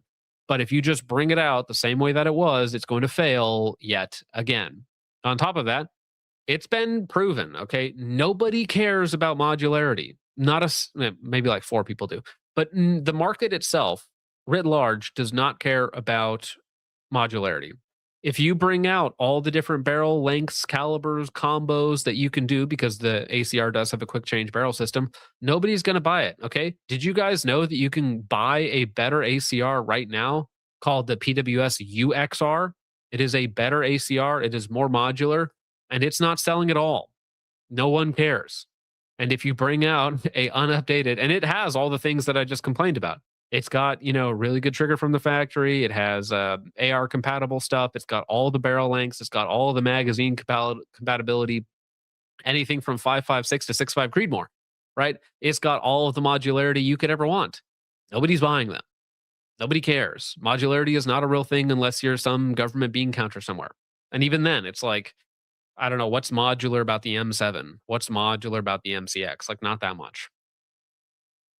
Robinson XCR. Robinson XCR is also still around. I wouldn't say that they're like great. They're a screw build, just like the ACR is, but they are a proven system, quote unquote, that at least has been commercially viable for decades at this point, right? It's been around for like at least 10 years. So the Robinson Arms XCR is a viable weapon system commercially. Not super successful militarily, but it is at least commercially viable. The ACR has been proven over and over and over again to not be commercially viable, right? Templar Precision makes the best ACR, and he makes the best ACR out of old ACR parts. Dane over there does a good job. I know that he's really busy and really he has the scythe, but he's not producing those at scale, right? He's making like onesie twosies and converting ACRs to skies, whatever you pronounce that. I know Templar Precision. They do a good job. I've met Dana. I've done interviews with Dana. I like the guy. Seems like a nice dude. He's doing good work to keep the program alive, or to keep the platform alive. He's the only guy really doing it as far as I'm concerned. But yeah, it's an old vibey rifle that was never good and never got the support that it actually needed to perform in the industry and perform in the marketplace. So again, if they bring it back and they modernize it, real multi-position adjustable gas block for your piston system, appropriate barrel lengths, that being 11.5. 11.5 is one of the only barrel lengths that should actually exist. Modernize the lower receiver with AR triggers, AR grips, and cut a pound off the rifle. And then maybe if you bring it out for under 2K, you have a compelling option. But I don't think you're going to do any of those things. Goat Doctor, you've got to be just rage baiting at this point. At no point in time should a human being ever invest in an IWI Carmel. These things are probably the most hideous plastic fantastics of all time. Like, truly a disgusting system that, again, just the fact that you brought that up in chat should be grounds for banning. The IWI Carmel. Look at this hideous monstrosity. So much just plastic garbage everywhere. Truly one of the most hideous rifles of all time. Ugh. Ah. The Chosen People's modular rifle. Yeah. Only a Jew would love that. Bren 2. I actually wish... Is it the Bren 3 that's not coming to the US? Or not coming to the US yet? Yes. So that's the thing. You have the CZ Bren 3. You have the Beretta NARP, which will come to the US eventually under a different name. But it will eventually come to the US, probably years from now. And then you have the CZ Bren 3, which is kind of a... I think it's a good looking gun. Shoot, where's just a picture? Just show me a picture of the Bren 3, please. So yeah, that's the Bren 3. A little bit slimmer, a little bit trimmer, same concept, not as modular as I would like it to be, but at least it's a more proven system than the IWI Carmel. Unbelievable. But yeah, it's a different world out there. The ACR just can't compete anymore. It really couldn't compete in the first place. And that's the problem with it. So if they're not willing to update it, to drop a lot of money into it, to update it and make it usable in the modern era, and then on top of that, charging an arm and a leg, which is probably what they will do, then it's just not going to fly. This is a version of the NARP with a buttstock. Not all of them come with a, carbine tube off the back, but This is the NARP, which I think is probably a better rifle as well, if I had to guess. But that is the rumor mill surrounding the Bushmaster ACR. It's vibey. I love it for its aesthetics. I love it for nostalgia. Not a great rifle. Probably not coming back. Probably not. You may not say PSA Jackal, Central Sands Defense. You may never, that also should be a bannable offense. That should be a very bannable offense. The FNIWS, I forgot about that one, but that one will also probably be available to the public at some point in time, because it's also a cool system. Although that one there is based off of the new 6x43. So, like, maybe this is the FNIWS. This one is going to be a weird one, because if the 6.5x43, I think is the caliber name, peak alloy, case technology, whatever it is, ends up being popular and winning contracts, then maybe we'll see some of these come to the commercial market. But if not, then I doubt it, because it's such a specialized round. It's a conjunction rifle cartridge system that they're looking into. It's not like just a standard issue type thing. Yeah. All right. Well, let's go ahead and move on from things that will never be. Let's actually get into your guys' support. Gosh dang it. It's been actually, damn it. We got one more thing, and then we'll get to your guys' support, and then we will move on to Shark Toast Tactical, however you pronounce the guy's name, and talking about Mike here, who had some things to say about me. That's fine. I have plenty of things to say about lots of people. Now, Dillon Rifle Co. Introducing the 302, our newest rifle platform currently in development. Instead of waiting until the final product is complete, we're inviting you behind the scenes. Over the coming months, you'll see engineering and machining, prototype testing, and refinement that go into building a Dillon Rifle company rifle. Not every prototype will be perfect. Not every test will go as planned, but every iteration brings us one step closer. Follow along as we build it. Now, I have the video here, guys, and there is a lot of blue balling, so to speak, here for a reveal that is anticlimactic, to say the least. Rifle Company. Today, I'm here to introduce our first in a new line of rifles, the Dillon 302. We spent a number of years working on this project, and throughout it, we've brought together a lot of experience from both industry and operational experience from the field. And we believe we produced a first in its class precision rifle. Here to speak a little bit more about it are Casey Hill and Pete Walter. Casey. Yeah, thanks, Chris. What we wanted to do was build a very precise system. We looked at all the fine details and took all the things that we did like in precision systems and incorporated them into this rifle platform.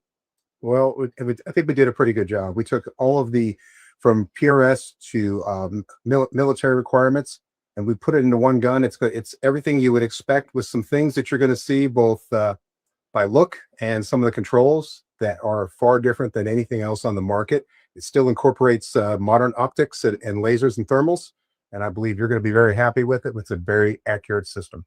Thanks, Casey. Thanks, Pete. I think we've covered enough for now. I don't want to go into too much detail, but in the coming months, we have a series of videos coming out that will dive deeper into all the details of design philosophy, manufacturing, performance, and beyond. But in the meantime, I think we should just let the rifle do the talking. So let me, I could probably play it, but so they unveil the rifle, and guys, it's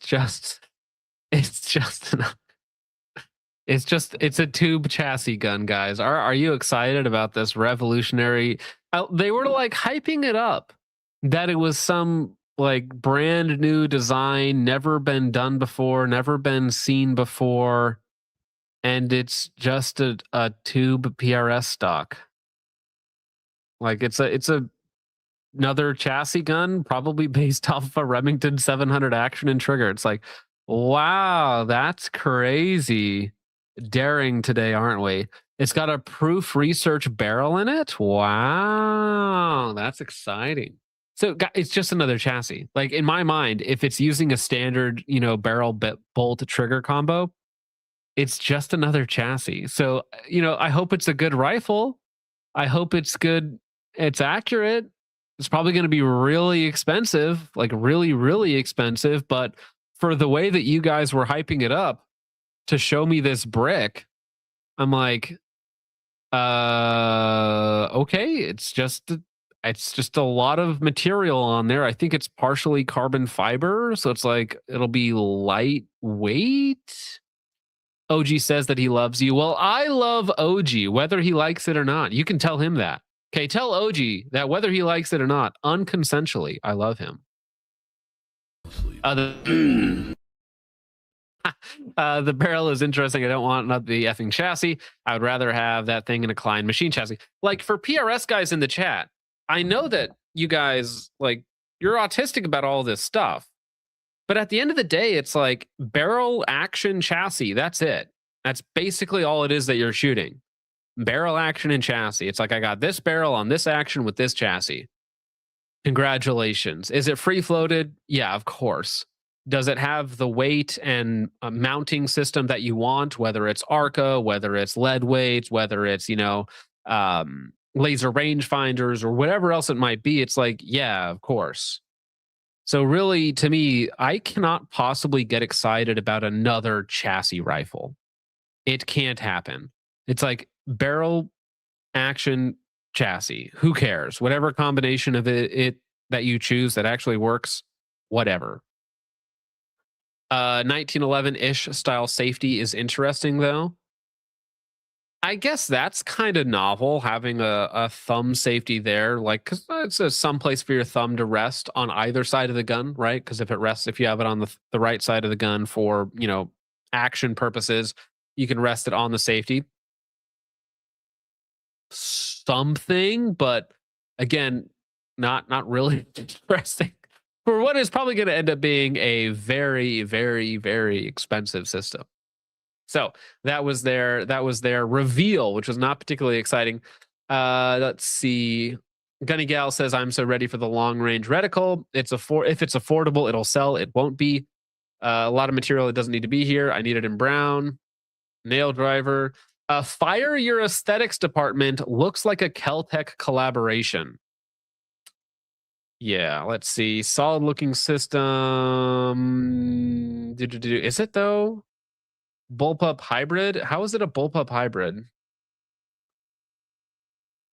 How is this a bullpup hybrid? It just has the magazine in front of the fire control unit. Instagram commenters, what are you doing? Handsome looking, you're blind. Dang, blind. Looks incredible, blind. Awesome, blind. Fire, blind. Gay, thank you, Chasing Vapors. Amazing, blind. It looks like the much bigger brother of the Magpul FDC-9. That's true. The PRS version of the FDC-9. That's true. Actually, let's do a side-by-side comparison here. Dude, get off my screen. What the heck? These people. Magpul, can you please just show me a picture of this thing? You can't? Oh my gosh, you're annoying. Anyways, that is the new hot release from Dillon Rifle Company. Will it sell? Who knows, bros? But yeah, dude, I feel like half of these companies have botted comment sections where it's just like, fire emoji, amazing, wow, you're so stunning and brave, can't wait to get one. Where can I get one? Whoa, drooling right now. Nick says, did this take 13 years as well? It might have, dude. It might have. All right, let's get to your guys' support real fast, and then we'll get to the Sons of Liberty Gunworks drama. Round 4. Logan sucks at shooting. Member for 19 months says, my apologies for missing most of the recent streams. Lol, been busy. Well, apology accepted, good sir. Hope you've been having a great season so far, man. Thank you, thank you. Zanico, member for 9 months, says, John, what was your first car? And then he follows up, favorite food? First pet's name? Well, the first pet's name was your mom's name, and favorite food is whatever she's cooking. You know what I'm saying? But my first car was a 2002 blue Volvo S40, I want to say. Thank you, Zany Cope. A fun little car, fun little turbo, like 1.8 liter or something like that. Amorai Boy for 2 says, only 9 minutes late. Grinder date must have been a quickie. I'm always fast, okay? Thank you, Amorai Boy. Breakfast Paladin for 2 says, John, what city were you born in? Mother's maiden name.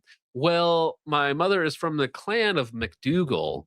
And where was I born? I was born somewhere in Washington State. So that'll narrow it down a little bit.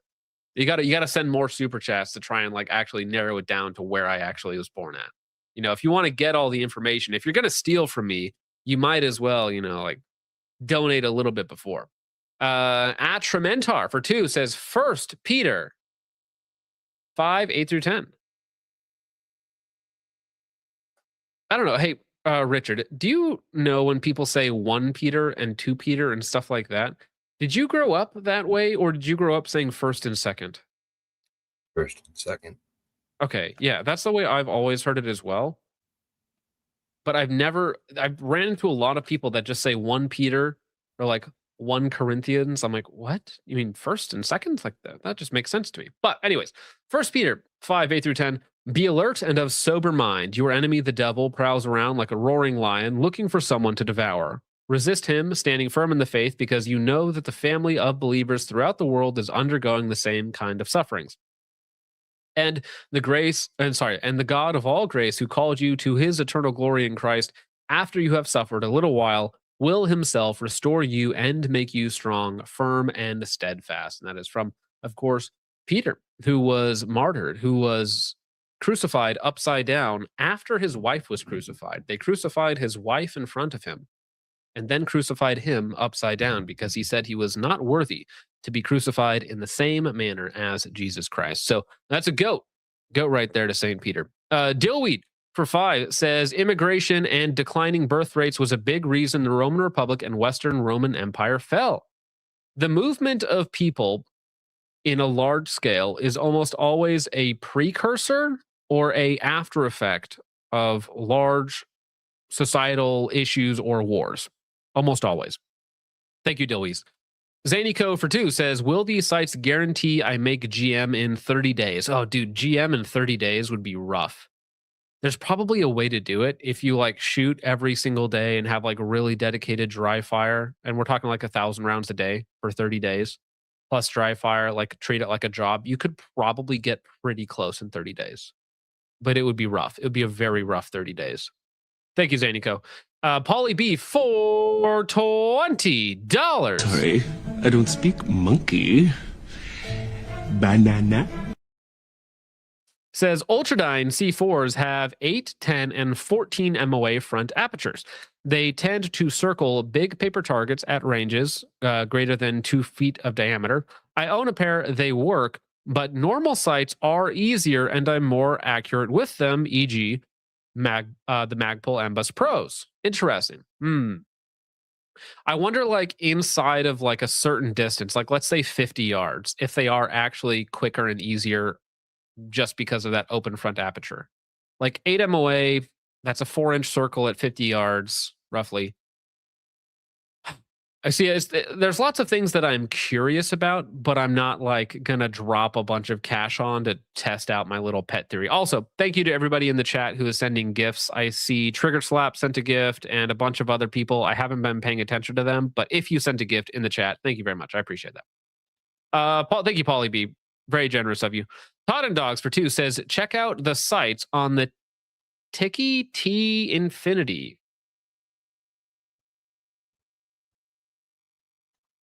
The Infinity. Okay.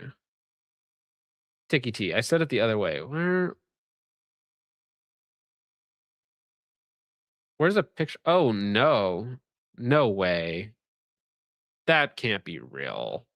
No way they would do this. On an infinity gun? You're crazy. Yeah. How much did you pay for that? Not you specifically, but how much would somebody pay for that? Like, that's got to be an insane amount of cash. An infinity with gutter sights? That's deep ball knowledge right there. Thank you, Todd and Dogs, for accosting my eyes. Pauly B for 5 says those 3D prints make Chinesium lawnmower blades look like mithril steel. It's true. Thank you. Thank you very much for that, Pauly B. Amrite Boy for 2 says somehow Radical's 3D cans don't seem to do that.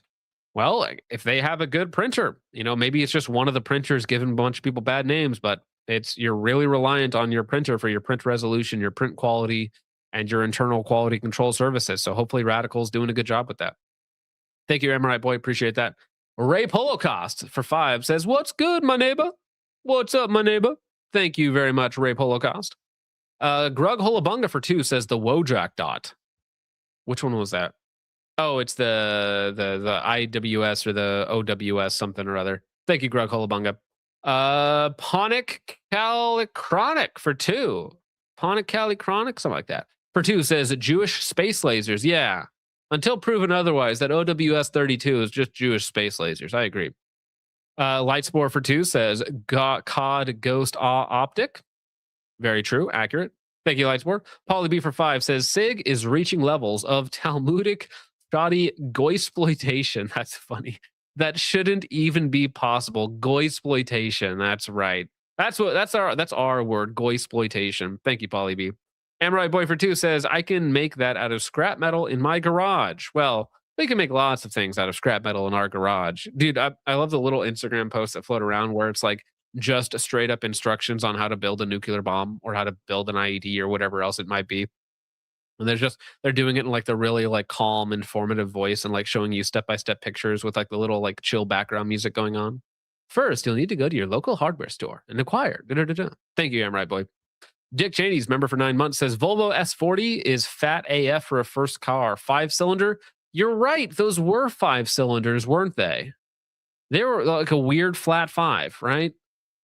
Yeah, no, I had a blue Volvo S40. It was a 2002. It was actually my boss's car, who he sold to me at the time for like $1,800, I want to say. So yeah, I had a blue Volvo S40, fun little car to drive until I blew it up coming over White Pass in Washington State. I think it was like running out of oil because I had cracked the oil pan and I didn't fill it up, and then it detonated coming down the mountain. So a sad end to a valiant car. Thank you, Dick Cheney's heart. Appreciate that, sir. All right, over on Rumble, I saw there's a few on here. Jarrett for 2 says, can I give my support, then charge it back like James accused me of doing? Well, listen, I'm not going to accuse you of doing it, Jarrett. I'm just going to believe in my head that you're always doing it. I'm just kidding. And then Jarrett again for 2 says, what's good about this optic? Almost nothing. Almost nothing is ever good about anything. Just accept the suck and you'll be much happier. I don't understand. Care. No, again, I don't fucking care, brother. Come on. Okay, I don't great, fucking care. but What's good about this optic? Jarrett for another $1 says, look at what that 308 just said before I sent this. All right, so 308 Supremacist says, somebody donate $1 for me to get his attention. I don't remember my Google Play password to get it. Wait, it says, Gemini Optics. What is this? Is this the thermal OEM? Is that what this is? OEM, ODM for a bunch of these guys. Products, thermal, industrial, module. Let's see. I mean, that looks like an AI image if I've ever seen one. But yeah, there's the Infotech type stuff. So are they the OEM for Infotech? Makes sense. I mean, everybody makes somebody. It says 308 Supremacist follows up, says, found the potential OEM for this company's thermal pistol sights. That looks quite a bit like them. If we go over to their rifle sights, pistol sights, let's see. This one? No, that's not it. Night vision, optical waveguide. Where is it? Pistol sights? Are they actually pistol sights? Okay, yeah. So on Infotech's website, you have these little pistol thermal thingamajigs, and then this is the shoot. Where did it go? There it is. And then this is the OEM allegedly for them. What is this, the company name? Gemini Optics? Very possible. Again, all these companies have a white label from somewhere. Thank you, 308 Supremacist. Appreciate, and Jarrett for bringing it to my attention. All right, over on Ko-Fi. Let me refresh real fast. Waifu's Enslaved. Jimmy's Unrustled for $5. Became a Ko-Fi caffeine creep. Appreciate that, sir.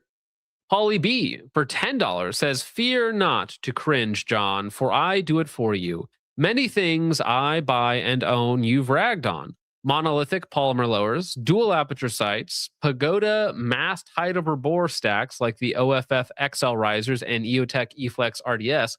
I own both the normal and enclosed, and I like their glass quality. Oh, I didn't know that the eFlex enclosed were actually like out and available to buy right now. So, I mean, if you get one for a good price and it works, like, I'm not going to complain about it for you. Maybe a little bit. Holly B for $20. You don't get to ask those questions. What's wrong with you, Mom?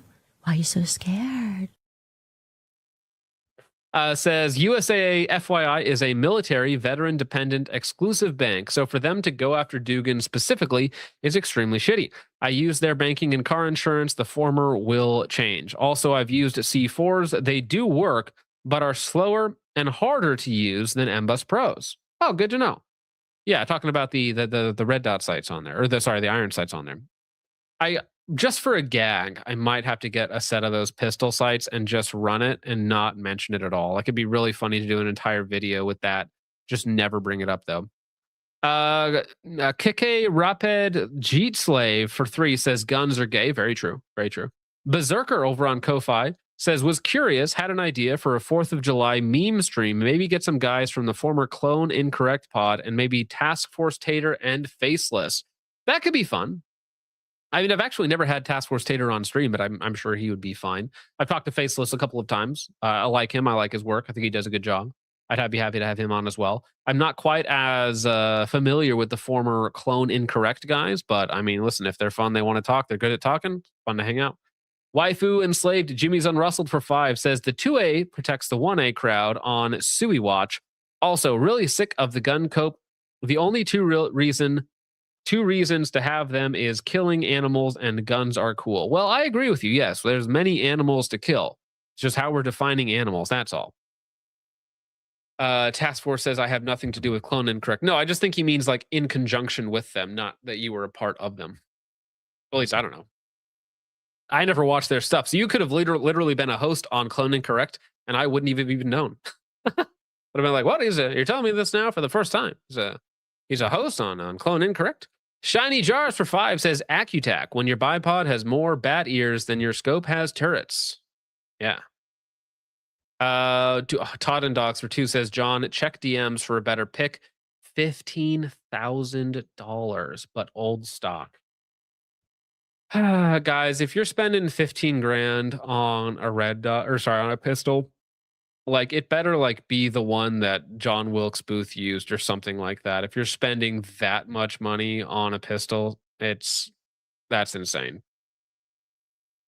All right, so well, that's the same picture, isn't it? Am I crazy? Well, this is I'll pull this up so you guys can see it. Where am I? I'm right here. So this is on the $15,000. Uh-oh. What? Why doesn't it show? Oh, there it is. Okay, there are the actual pictures. So that's the sights on a $15,000 Infinity Tiki T or whatever it's called. Yeah. Very interesting. Again, it's like I'd be curious to try them out, but it'd be a very morbid curiosity. You know, not like, oh, this might actually be the future. It's more like, this is a meme that I just spent $15K on. $15,000. Like, you're actually insane. We need to take your bank account away, okay? Maybe we should cancel your bank account. Dugan's wife can have her bank accounts, but not you. Not you. That's where I draw the line. All right. Speaking of drawing lines, 2 hours into a show, we are finally getting, ostensibly this video is also 2 hours long, but at the hour and 10-minute mark, roughly, Mike Michalski of Sons of Liberty Gunworks gets into the drama concerning the Mark I, and there's about a 10-minute segment where they respond to me specifically.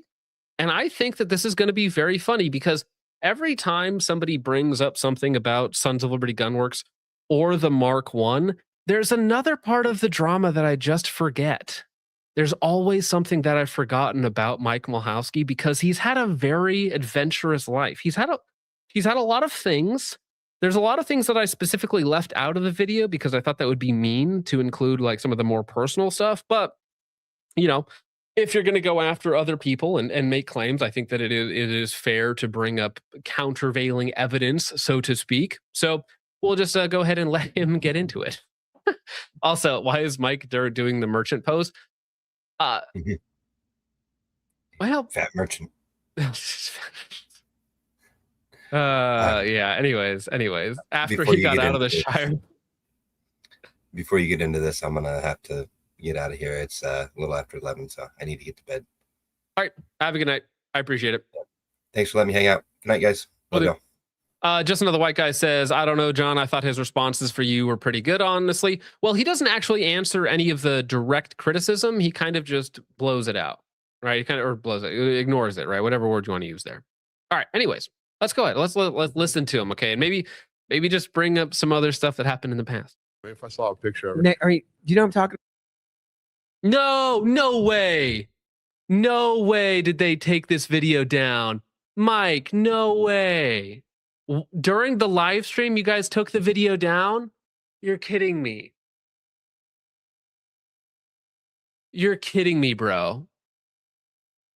You are actually insane. Dude, if you took... No way. No way did you take that video down during my live stream. Why did you do that? Mike? Shark Coast Tactical? What is your problem? I was about to have a great time. We were about to have such a wonderful time going through your response, gosh darn it. I am flabbergasted. I've never had that happen before, but that is so... Damn it. It's gone. No. No. Ah. No way. Dude, I'm going to refresh the page again. No way. That is so funny to me. Oh, there it is. Videos private.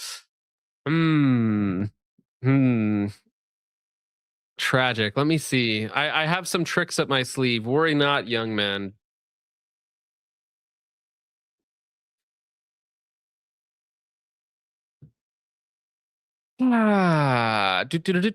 Do.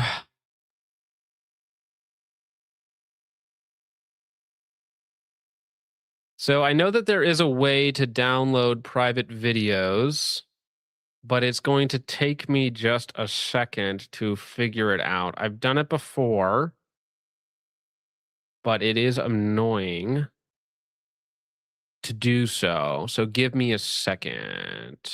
Do I really? I'm not going to do that. Let me try it this way. No, that's not it.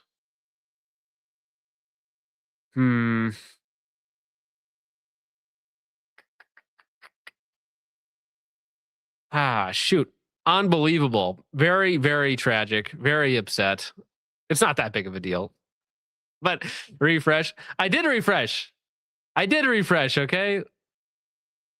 Yeah, that's true. Focus trip rage bait. Yeah, rage bait time.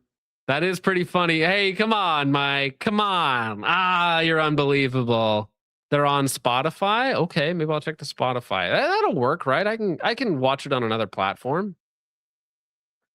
Because yeah, anywhere where I can find, what's the name of the podcast? Is it just Shark Toast Tactical? Or it's a struggle for me to actually pronounce it correctly. Let's see. Spotify, Shark Coast Podcast. Is this the one? No, that's not it. It's not it. Shoot. I'm looking for it, okay, guys? Shark Coast Tactical. What up with Q? Shark Coast Tactical. Do they have a link for it somewhere? Let me see. Did they upload it to their Facebook? Instagram, Facebook, Shark Coast. Let's see.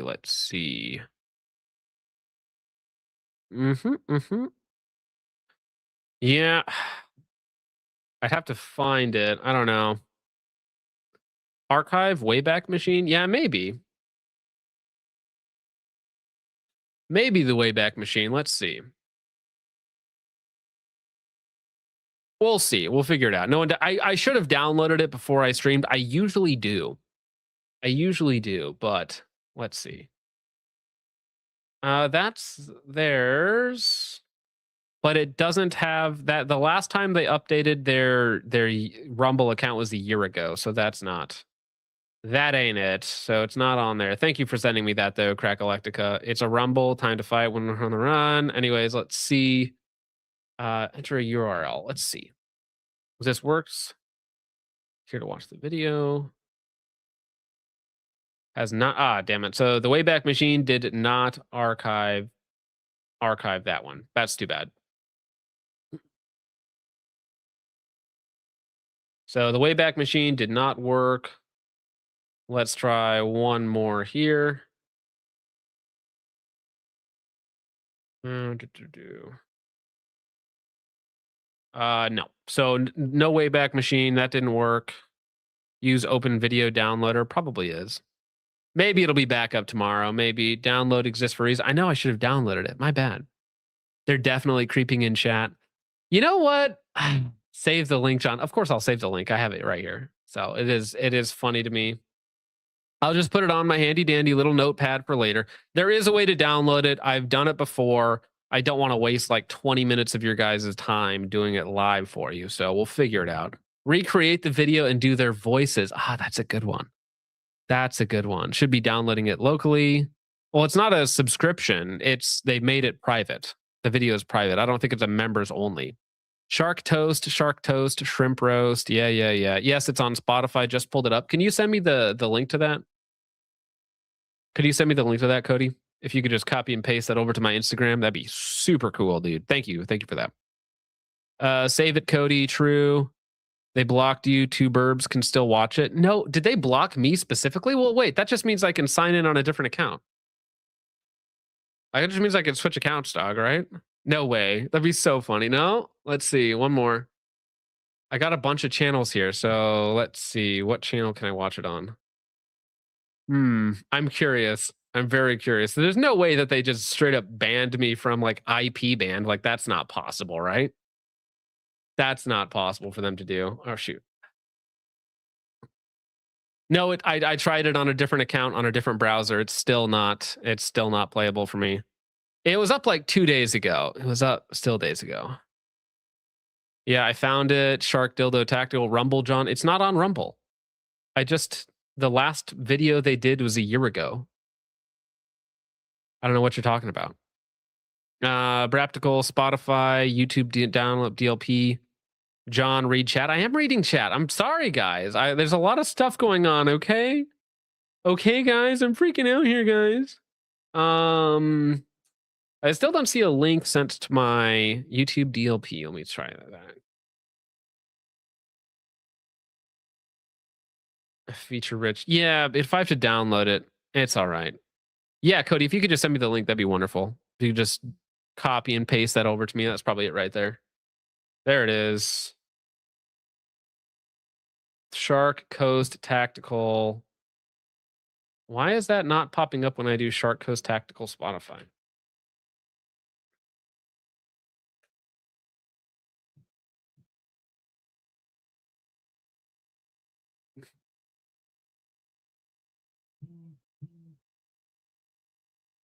It has a link for it.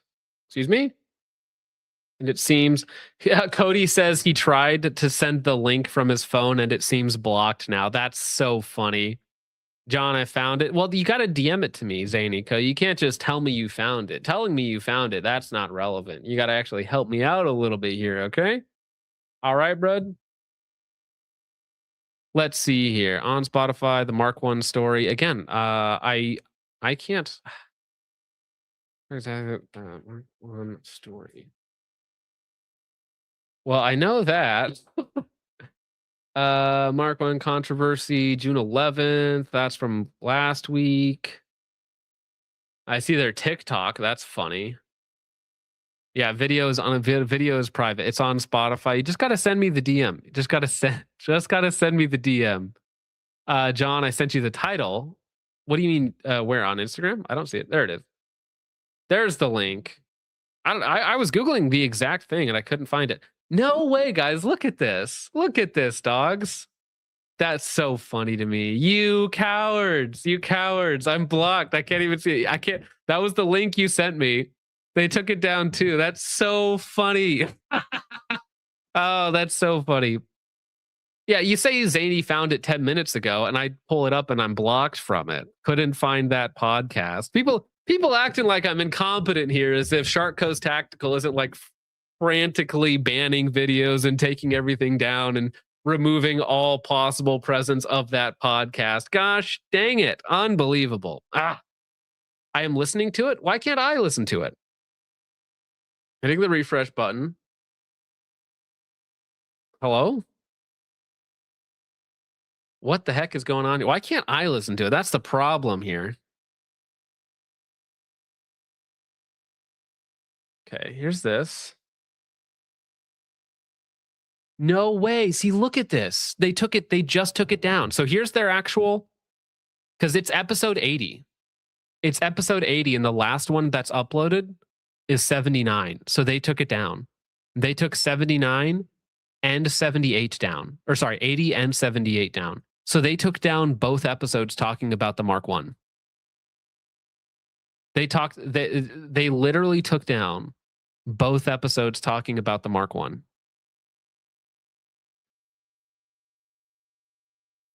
It's so funny, right?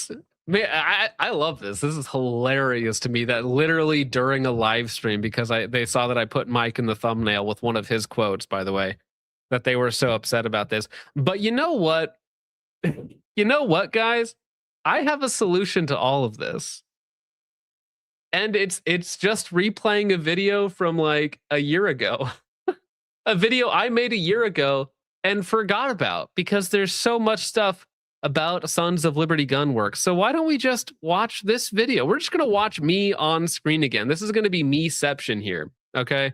And we're going to go through some of the allegations behind their winning contracts. Also, I do want to say, a lot of this hullabaloo, which is a funny word, a lot of this hullabaloo is about the Mark 1 SOCOM contract. Do you guys want to know how many rifles were a part of the SOCOM contract?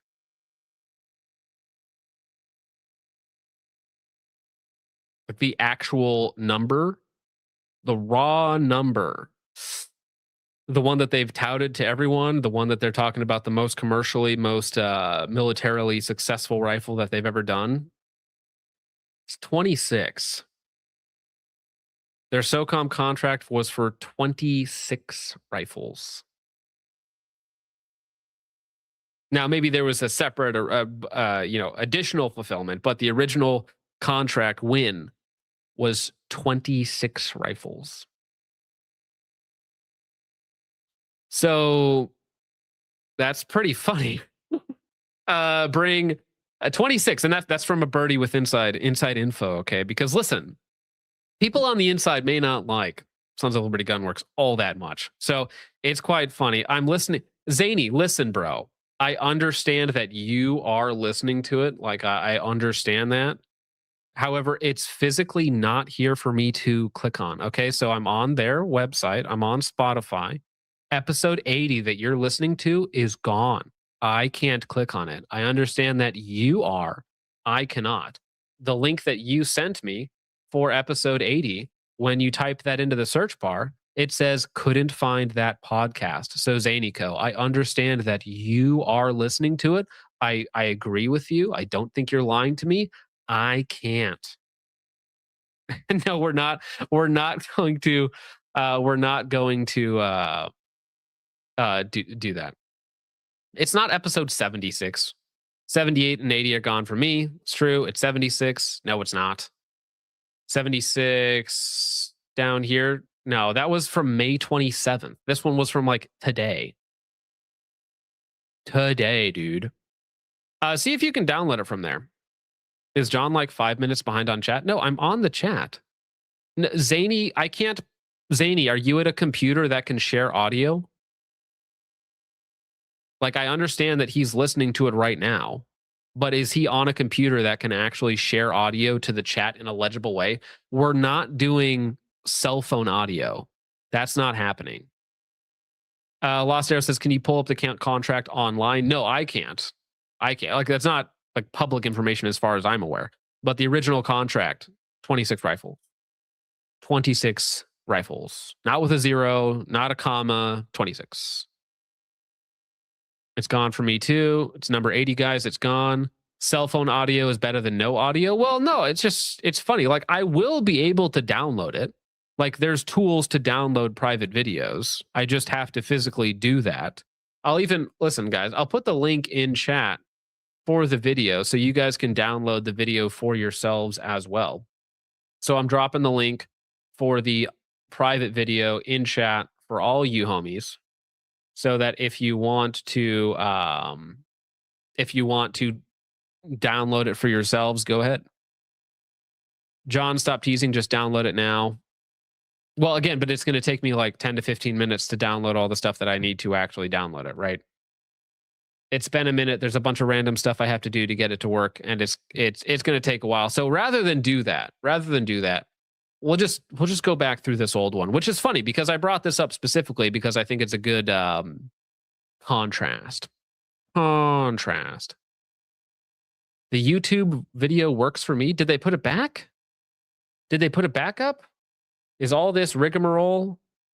Am I just blocked? Well, listen, if it's working for you guys, congratulations. It's not working for me. Yeah, I just tried it again and it's still video unavailable. I don't know, guys. Video is private for me. Sea Desert downloaded audio.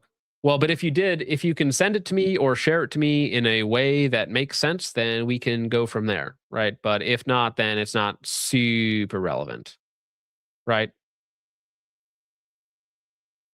That's quite funny. Yep.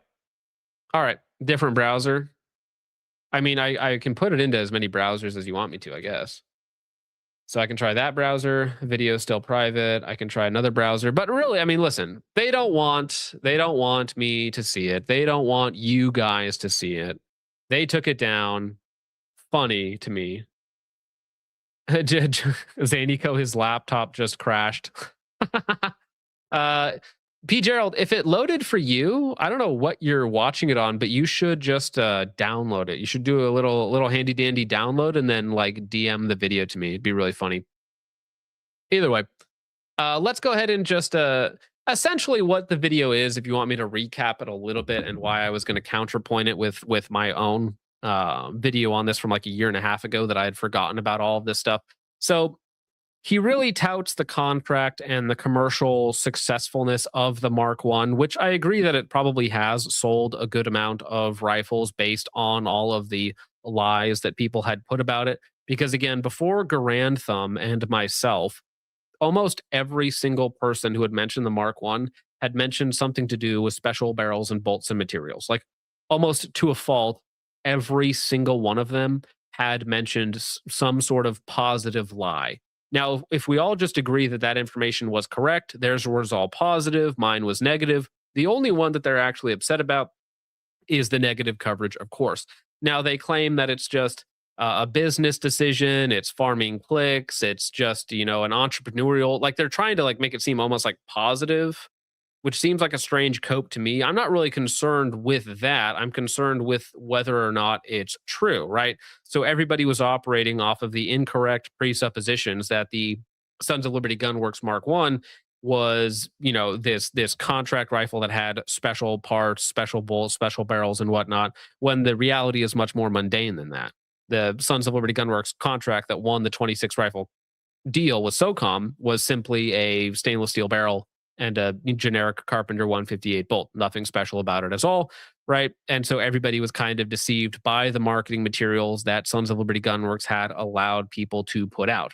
So anyways, now in lieu of all that, with all the fallout, with all the drama surrounding that, they do bring me up specifically, my videos, and they try to cast it in sort of this money-making lens, right? I'm just in it for the money, which is funny considering that Mike is the owner of Sons of Liberty Gunworks and his entire job, purpose in life, if you will, in this context, is to make money from people, right? So it's like we're all in this to make money is his claim, but he's the one who is directly profiting off of people lying positively about the Mark I, or at least portraying information incorrectly in a positive manner. You can say that my information was also incorrect. Totally fine, totally valid in a negative manner, but it's obvious that only one of those things actually bothered anyone. And that's because mine hurt their sales and everybody else was boosting their sales. They were fine to take advantage of it when retards were lying to retards. But if somebody posts the same thing just in a negative context, that's when it becomes a problem. All right. All right, well, now we can get, I guess, to the main story of the evening, and that is Sons of Liberty Gunworks being accused of some shenanigans, bad behavior. Let's say, let me blow this up for you, gentlemen, so you guys can see this a little bit better. This is from Veil Solutions. Why did you end your partnership with Sons of Liberty Gunworks? When the owners lie to you, employees lie to customers about products, timelines, and 100 other things, talk shit to me, to other major companies in the industry who come back and tell me, never a good look, insult my religion, my family, and friends. They also couldn't pay their bills and owed money for months on end. Then they talk shit. So Mike has this like facade of being like, oh, we're in the best financial position ever. It's the most commercially viable. We're winning all these contracts. We can't possibly make stuff fast enough. Like, we're just doing so good. We're doing so good. But that's not really the truth. If I had to guess, there's definitely some backdoor dealings or internal discussions about profitability and how to move forward with certain things. Because this video is from a year ago. So this was when the Mark I was like launching. There was a bunch of drama going on. They couldn't meet demand. They were selling blems as new products. Not that they couldn't meet demand, but they couldn't meet the guns that they had already sold. So they were selling blems as non-blems, right? And Mike continuously in the Shark Toast Tactical podcast is continually talking about how professional and how I've got like other things to worry about. I don't get engaged in petty drama. You know, I'm just here to make rifles, yada, yada, yada, so on and so forth. When his behavior towards his customers and towards his employees is quite the opposite. About all my friends, the officers and agencies I was working with, and lie to them about me makes you kind of not want to work there. So this is Christopher Woomy of Veil Solutions, who is writing this semi-expose on Sons of Liberty Gunworks, and it will continue. I should have quit being their creative director sooner. So again, this gentleman was the creative director at Sons of Liberty Gunworks. So if you like a lot of their content, a lot of their marketing material, some of their packaging stuff, that was all this guy. So I should have quit being their creative director sooner. I stepped down in December. The guys in the shop are great Americans and good friends. I was told there might be changes being made, and there weren't. Morally and ethically, the lack of leadership and daily bullshit caused me to leave. One owner had me blocked on all social media while I was the director there, even when the Tomahawk rifle, which was I believe something he worked on, was the #1 SKU in 2024. And don't worry, I have proof of all this. My lawyer said as long as it's true, I can say it. So he seems to be pretty happy to trash the company with the apparent existence of receipts. Again, this is their former marketing director, Chris Woomer of Veil Solutions. He also expounded on some of this stuff, which I think is important. Before we move on to that, though, I do want to say that it's not really just... So anyways, talking about lying to customers, but there's one clip specifically in here that is very, very relevant. So remember how prideful Mike is of the SOCOM contract. And again, according to the employee, their creative director, Chris Woomer, they lied about having the A100 bolts, the Aeromet bolts finished. They didn't. They hadn't been sourced after the initial post a year earlier and was photoshopped. They lied about we do this for civilians when they were wasting tons of money on bar tabs and hotel stays to win contracts, right? So again, this is from one of their employees. This is from one of their employees basically saying that, yeah, the way that Sons of Liberty Gunworks won the contract wasn't through merit, wasn't because it was the best. It was because they spent money on whining and dining and 69ing officials in place for these different contracts. So Mike is going to say that, no, we won, we're the best. We've never had any problems. We win purely on the merits of the gun itself. I don't care about any of this other drama. But again, according to one of his own employees, a rather high up employee, like, well, actually, they're just whining and dining the people to win the contracts. Oh, by the way, the initial contract was for 26 rifles. It's like, it's so, when you actually get down to the core of it, it's so unimpressive that it's almost pathetic. Like that you have to like wine and dine people. Right? You have to wine and dine people to win a contract for 26 rifles. It's almost like a pity, like, you know, oh, fine, we'll buy 26 of your guns or something like that. Kid Corporate says bar tabs and hotels won't get you there. 14-year-olds and adrenochrome. Now you're talking. Just ask Sig. Yeah, Mr. Cohen has lots of information on how to win government contracts. Issues is when they did the first big release of Tomahawk rifles, they oversold them, meaning they sold more rifles than they had rifles to sell. So customers who ordered new expensive rifles were sent guns assembled out of blems to meet the number of rifles sold. Then when asked why they were sent a blem rifle, they said they could take it up with Veil, who very clearly did not assemble the rifle. So they allegedly, let's say they sold 1,500 rifles, only had 1,200 on hand, and they were like, well, we need to get 300 more rifles. So whatever seconds and scraps we can throw together to get rifles out to customers, that's what we're going to do, which again, when we're talking about a nearly $2,000 rifle, I believe in the Tomahawk space, not very cool. And then allegedly, blaming Veil Solutions, who wasn't even involved in that specific aspect of the business, why their builds were messed up, instead of taking responsibility after you've already taken the customer's money. It's kind of a scummy thing to do. Now, Christopher Woomer, who's again Veil Solutions, says they lied about having the A100 bolts finished. They hadn't even been sourced, and the initial post a year early was photoshopped. So lying to customers with photoshopped images saying that things were ready. All right. They lied about we do this for civilian when they were wasting tons of money on bar tabs and hotel stays in places to win contracts. That's what a lot of these companies do when they expand, is they build their base off of the civilian stack and then take that money to market to government contracts, whether that's LE or military or whatnot. So it's like, we're super Second Amendment absolutist guys, whatnot. We only care about you. And then as soon as they get a sniff of the government contract, they're like, well, actually, I'm fine selling to FRT and CIA and ATF or whatever else it might be, right? Yeah, when a company has builds themselves on a civilian line, and then all of a sudden on their website you see a law enforcement and military only tab where you can't buy it unless you're one of those things.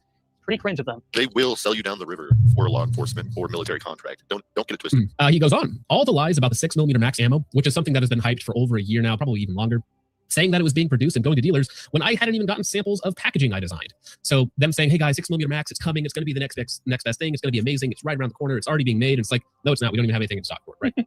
And I still get questions. Not every live stream, but if we're ever talking about ammo, 6mm max comes up without, what about this? It looks so cool. Sons of Liberty Gunworks, that's the next best thing. Listen, you can hit this and this number on paper. And it's like, yeah, sure, but it doesn't actually exist. If it were real, who knows? Now, this is allegedly... Oh, I keep forgetting. Do you guys even remember 6 Max? Because 6 Max was a big deal like a year and a half ago, 2 years ago. That just never materialized. Do you remember, like, hey, we're making the rifles now, ammo shipping soon, all this other sort of nonsense? Right? Do you guys remember 6 Max? You guys remember the idea of 6 Max? Does it happen? A text from Mike, the owner of Sons of Liberty Gunworks, to Christopher Woomy, and it's very aggressive. Yeah, viewer discretion is advised. In this case, I find this is something that is very rough that I would never... Oh, buddy. This text from Mike Milhowski, the owner of Sons of Liberty Gunworks, to one of his employees. Yeah. Right? To one of his own employees, tell your God to fuck his mother. Wow. John, do you want me to go in and ask the guys why they took down the video? Sure. Please do. I think it's funny. Wow. Wow. That's crazy, dog. I mean, it's better than punching your mother, right, Mike? Right, Mike? It's better than punching your mother. All right, Mike? Tell somebody, so he says, tell your, to F his mother. And then his response, I hope you get a chance to tell me this in person sometime. What a terrible thing to say to somebody, even somebody that you're diametrically opposed to. Like, wild thing for Mr. Mike to say. Maybe you should lay down the alcohol a little bit. Nick Boris on this one says, who gives a shit? And then Christopher Woomer replies as well. Since I was one of the only competent people working on projects with you at Sons, so Nick Boris is another one of those people that was working with him at Sons of Liberty Gunworks, you should care. Remember, I was the creative director helping with the muzzle devices. And then he responds, and I appreciate that, but why drag a corporate drama into social media? That's my point. No one wins. Like, again, it's not just corporate drama. If you're lying to customers who paid you $2,000 for a rifle, suddenly they have a right to know if that rifle that they bought was made out of blems that they didn't pay for, or made out of brand new components that they were promised when they handed you a large sum of money. It stops being drama and starts being like a concern to the consumer when your shitty practice affects the people that are spending their money on your company. Christopher Woomer says, I didn't make the post. I was asked a question and I answered honestly, and someone reposted it here. Don't act like you don't know about all the issues and bullshit. You gotta deal with them. Lying to the customers is a problem, 100%. Saying one thing on social and doing another is a problem. If people really knew what happened, then they wouldn't buy their guns. And that's really what it means. When somebody at the company is like, guys, this is just drama, we want to quiet this down. What they mean is, guys, this is really going to hurt our brand if this goes out. If people learn about all the bad things that we're doing behind the scenes, then they wouldn't buy our product. So that's it's like, yeah, you can call that drama if you want, but maybe it's just people pointing out your scumbag behavior. Allegedly, if any of this. Yeah, did Mike ever address the text message and his comments? No. As far as I'm aware, no, he did not. So again, there's lots of content there to respond to in the Sons of Liberty Gunworks Shark Toast Tactical podcast collaboration. But since they've taken it down from Spotify, since they've hidden it on YouTube, allegedly it still works on the Safari browser. But I don't have the Safari browser. I don't have an Apple device. So I don't even think, can you even download Safari on a Windows device? I don't even think you can. Say la vie, you know what? It happens. It's just one of those things. Oh well. So, anyways, Sons of Liberty Gunworks. I don't really trust anything Mike says. I don't think his personal character is something to strive for, and I don't think Shark Toast Tactical is particularly honest in their critiques. And this is just more ammunition for me. This is just perfect for me because, again, in the video, the upcoming video, the part 2, the Sons of Liberty Gunworks, How Not to Market a Rifle. I think the title will just be How Not to Market a Rifle. It's cleaner. But in terms of that video, the more they talk about it, the more they say stuff like this, it just reminds me of his own bad behavior, right? It just reminds me of more stuff to put in the next video. So as far as I'm concerned, like, they should make more podcast appearances talking about it. Like, I would prefer that. I would prefer that he, say all of the things. Just continue to talk, continue to say wild, wacky things about the Mark I. It'll be very, very fun in the next video. And it's what's going to keep the drama alive for me. And if you think that that's my profit motivation, well, I mean, you're literally just playing into my hand as far as that goes. So let's go ahead and move on there. Let's go ahead and move on. All right. So let's get into rage bait, real rage bait, not talking about other people's mothers type of rage bait, but real rage bait that actually matters. Okay. And that's going to be inmates at a St. Louis jail, female inmates at a St. Louis jail going and causing a tantrum. And I believe these are female inmates as well. So, the word, the phrase. Okay. 34 inmates at St. Louis jail throw temper tantrums due to phone access and Wi-Fi issues, prompting officers to throw pepper spray grenades. It's like, you're in jail. You're probably not having a great time. You don't got a lot to do, I guess. You're trying to take out the cameras. You're throwing stuff around. You're moving things everywhere. It's like, as soon as the entertainment gets turned off, the apes kind of go crazy, which is, I mean, they are just going wild. I could not imagine being a correctional officer at any of these facilities. That just sounds like an absolute nightmare to try and be in one of these places and teach these people, ostensibly. But now, speaking of people, and by people, this is a very, very loose connotation of people.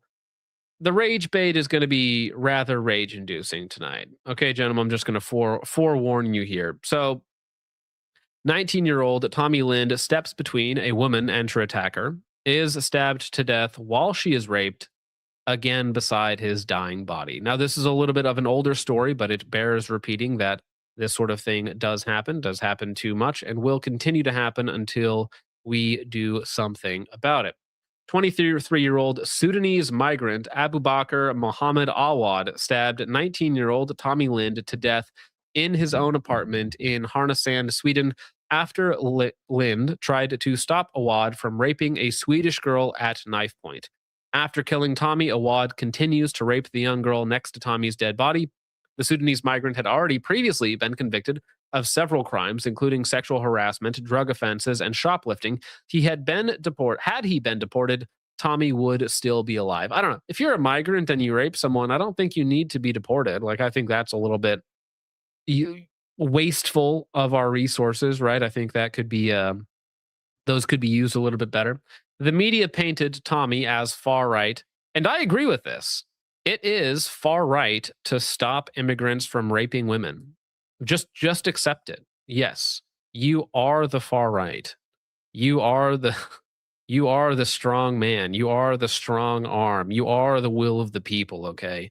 It is far right to want these people out of your country, to want them to stop raping your women, right? It is absolutely a far right thing to do. We are not left wing. We're not progressive. We're not centrist. We are for the good, the true, and the beautiful, and that puts us firmly in the right wing. The media painted Tommy as far right, implied he was racist. He should be.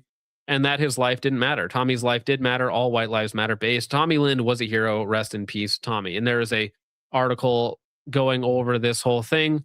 So Shortly after, the Sudanese man forced her into the toilet where he raped her for the first time. Then she rushed to Lynn's room while he was sleeping. They contacted the police. Tragically, before the police arrived at the scene, Muhammad Awad stabbed Lynn to death in his own bathroom before going on to rape the female victim for a second time. Pictures taken of Muhammad Awad by police after he was arrested, showing him laughing, sticking out his tongue, and making hand gestures in front of the camera. So I feel if you're this type of individual, not person, but individual thing, you don't need to be deported. We're not going to waste resources on that. We are going to get rid of stuff like that. Absolutely. What is going on here? Who's messaging me? All right. Anyways, that's quite funny. Moving on to a different story. Not any better, unfortunately, but we see way too many of these, and it follows a similar pattern. Now, this is, let's check in on St. Louis, Missouri, and see how it's going. I do not want to be anywhere near one of these St. Louis suburbs. Exactly as you'd expect, a 10-year-old boy has been charged with shooting and killing a 7-month-old baby. And the gun that he used reportedly belonged to the dead child's father, Kamarion Parnell. Kamarion Parnell, 19. Mr. Parnell has been charged with second-degree murder and child endangerment. Avoid armed 10-year-olds accordingly. So the picture here is the father. This is the 19-year-old father, not the 10-year-old murderer. Now, if you're a 19-year-old father, which, people get, young fathers are not necessarily a bad thing. However, this type certainly are. If you allow your gun to fall into the hands of a 10-year-old who then murders your 7-month-old, like, this is just a disgusting tragedy of errors that should never be allowed to take place within our society. What a disgusting, monstrous turn of events. We have new developments in the shooting that left a baby in North St. Louis dead. Hours ago, prosecutors charged a 10-year-old who they say pulled the trigger with murder. Police say a 19-year-old is also facing gun charges. The announcements came hours after police identified the 7-month-old baby. 5 on Your Side's Reagan DeTrolio tells us outraged community advocates hope their calls for change don't fall on deaf ears. This is a very, very, very sad and unfortunate incident. This is a 7-month-old baby that just never got to even begin to live life. 7-month-old girl Kiyomi Parker died after being shot at a home here on North Broadway Friday afternoon around 4 p.m. 2 people, a 10-year-old boy and a 19-year-old man, were taken into custody. This is 2 lives that will be, change forever. Precious Jones' son died from gun violence. No, I see that, Zany. I don't have the email yet. It hasn't. There it is. Okay, it finally came through. So what the heck did you send these as? Bro, what is a... No, you did. You made a mistake. You did not send them as videos. You sent them as an HTML file. So that's those are not the files, Zanico. Zanico, you did not send me the files. That's not what we need. I appreciate you trying though. Thank you, Zany. No, I did click on it, Zany. It is literally nothing. It is literally a bunch of gibberish. I can show you what it is. Bro, zip bomb John. No, I see it there, sir. It is not what you think it is. Yeah, it's literally nothing. If you click on it, you click on the link, it's nothing. So I don't know if I just downloaded a zip bomb or something funny. A few years back, now she's fighting to save others from the same fate. These types of incidents can be prevented. There's free gun locks provided at every St. Louis public library, including this one in the Baden neighborhood, just a couple blocks off from where shots were fired. The library is not the first place you would think of to get a gun lock, but they are available for free if you need them. Library. Okay, as if Mr. what's his name again? Kamarion Parnell is going to be using a gun safety lock. Listen, he got to have that thing on him, just for a moment's notice. Okay, Mr. Kamarion Parnell. I mean, it's tragic that someone had a child had to be murdered by another child. And honestly, it's just like it's always the meme. When do they become dangerous? It's like 8 years old, dude. 10 years old. Like, it's not It's crazy. Okay. Hey, well, good news, guys. Good news. We can go back to it, but I think we'll just save it for another day. We'll just have to go over it again at a certain point in time. But I have the link. I have the link to the video now. Fantastic. I'll have to, download it for myself so that I have it here and then I can upload it unlisted. But we do have the video. It was sent by a kind, wonderful young man. We will get it uploaded. We will respond to it at a later point in time, okay? Because listen, they'll probably put it back up. They'll probably do something else. So we'll give them a couple days to sit and twirl on it and figure it out. Librarian Amy Brown tells me gun locks are now more accessible than ever. Just walk up to any circulation desk and ask for a gun lock. But there's other ways to get a gun lock too. You can go to any Phillips 66 Crown Market and ask for a gun lock. St. Louis Metropolitan. And what? An axe? What do you need an axe for? An axe, you say? I didn't think we needed axes. That's crazy, dude. That's wild. Thank you. Okay, and now I have it here as well. So that I have it. Oh shoot, why is that not working? All right, I'll tell them. General. All right, perfect. Let's keep going.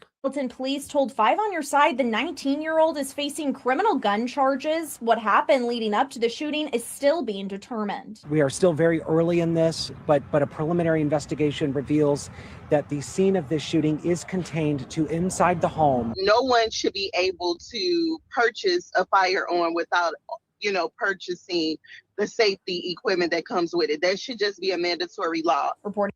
Does she not know that like every gun ever made comes with all of the safety stuff required and like the brochure and whatnot? But I think you're coming from a faulty presupposition that thinks that these people, loose quotations, can read, right? So it doesn't really matter if they have the safety locks. I guarantee, or that he purchased it legally. I mean, come on, there's a lot of assumptions here that I just don't think are correct or useful.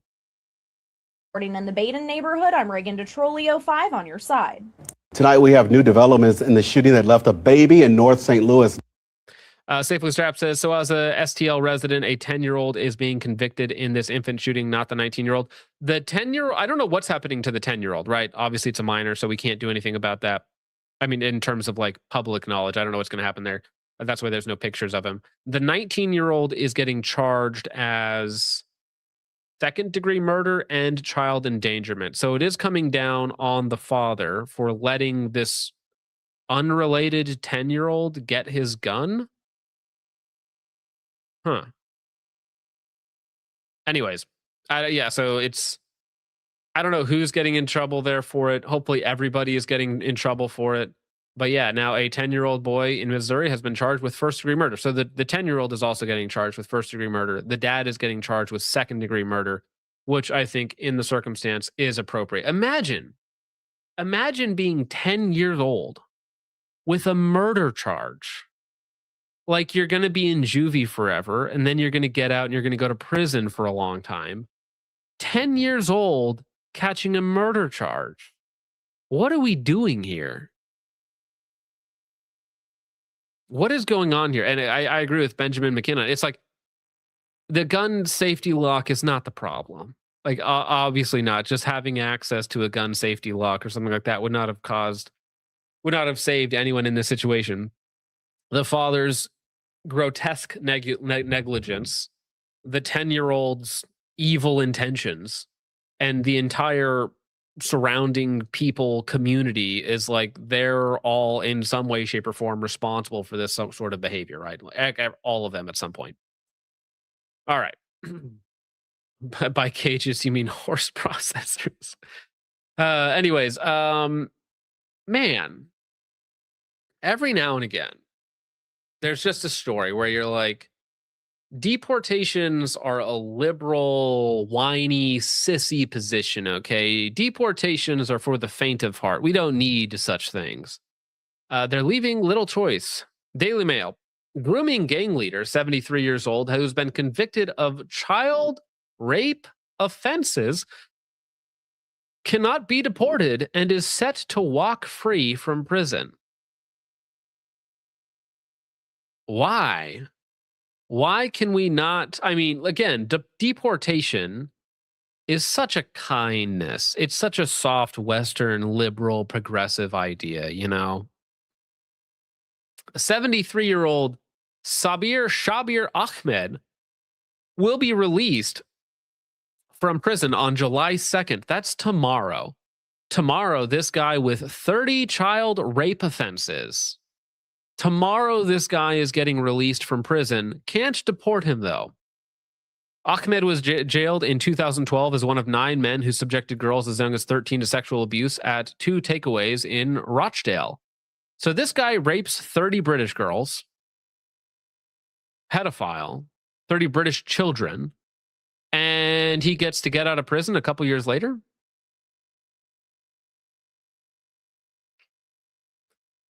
A court heard that Ahmed had abused one girl for more than a decade, using her as a possession for sexual gratification. After 14 years behind bars, dude, 6 months per rape? 6 months per pedophile activity?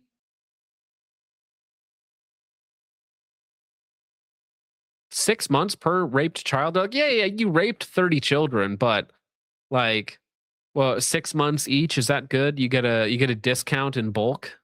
Is that how it works?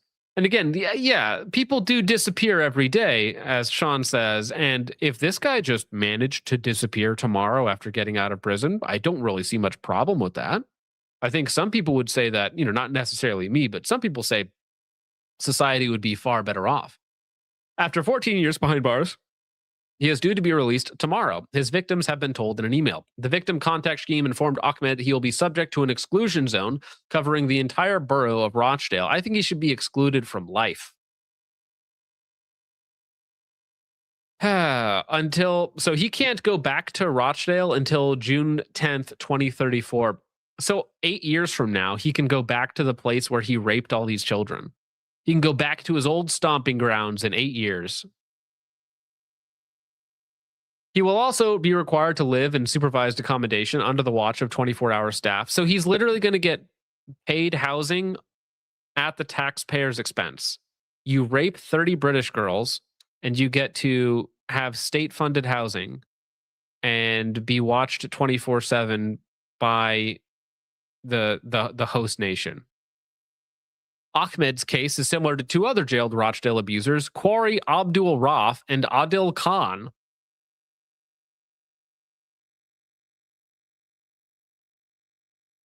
Striking similarities here, who have already been released but also cannot be deported for the same reason. For more than a year, negotiations have been underway to persuade Pakistan to take the men back. Again, they don't.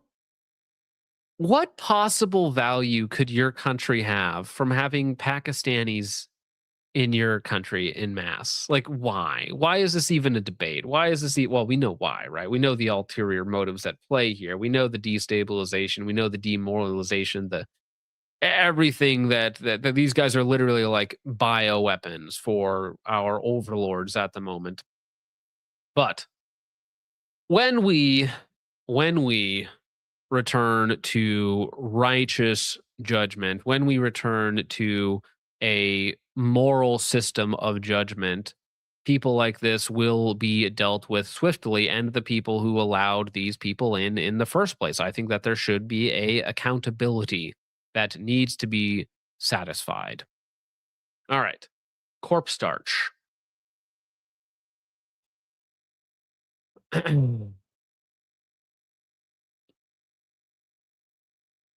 This is one of those things where everyone was abducted. So from National Conservative, illegal alien from Haiti. I know people who do like mission trips in Haiti for like, you know, church and whatnot. It is well intentioned, but totally incorrect. 100% incorrect. These people are not.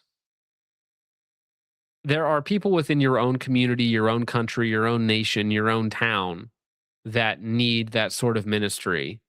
But why you've been psyoped into believing that going overseas is somehow better than helping your fellow countrymen is some sort of like internalized white guilt. And I hate that sort of thing. There are poor and needy among you here, and you ignore them to go help someone in Haiti.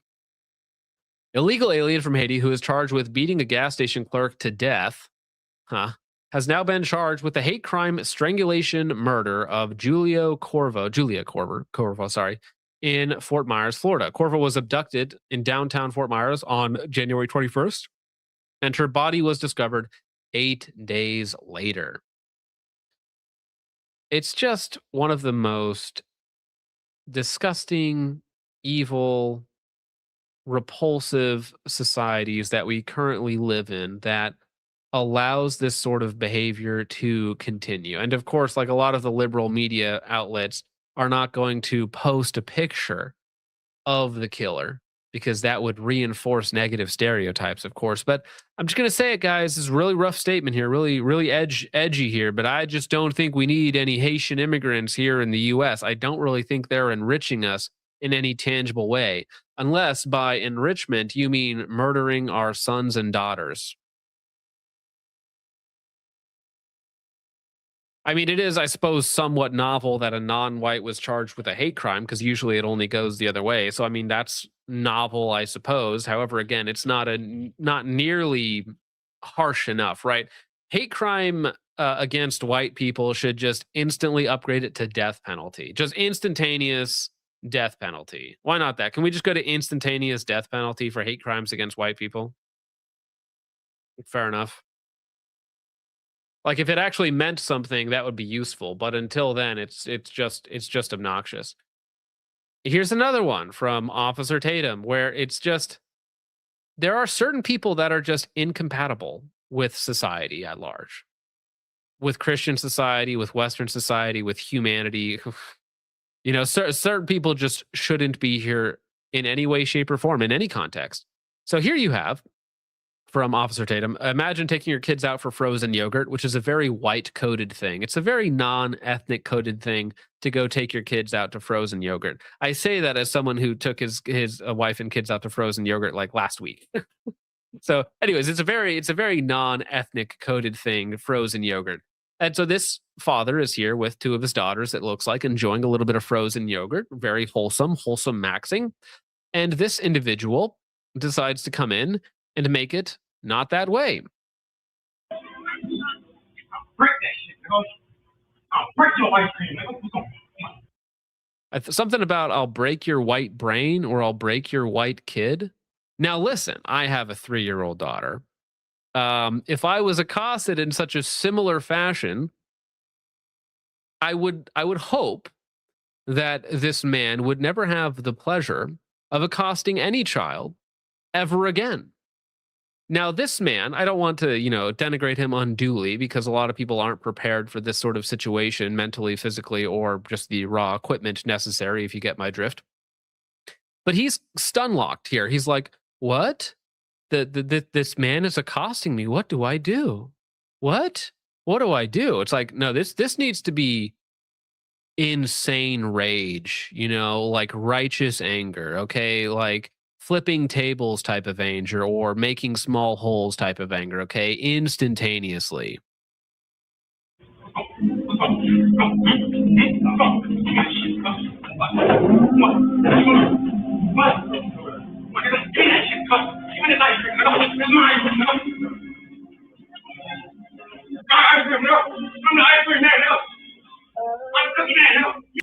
Right, just like demonic animal shouting and yelling at your daughters, and not much testosterone to be found. Again, it's like spur of the moment. Did he not know what was going on? Is he just like obviously really unaware of his surroundings? L, not aggressive. L, doesn't defend his daughters correctly. I mean, he does like point and tell them to move, which is like the bare minimum, I guess. But I mean, listen, if somebody like motioned towards one of my kids in an aggressive manner, like getting up to them, especially with a certain aesthetic, it would be time to go. It's like, all right, whatever happens now, bro. You've started this, and we'll just see how it ends up.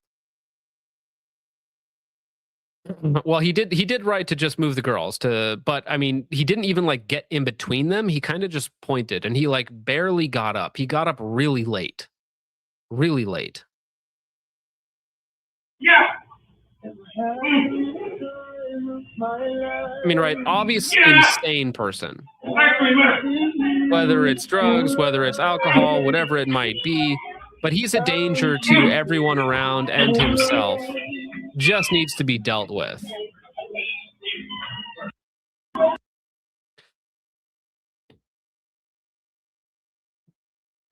Thanks, Officer Talman Tatum, but appreciate that.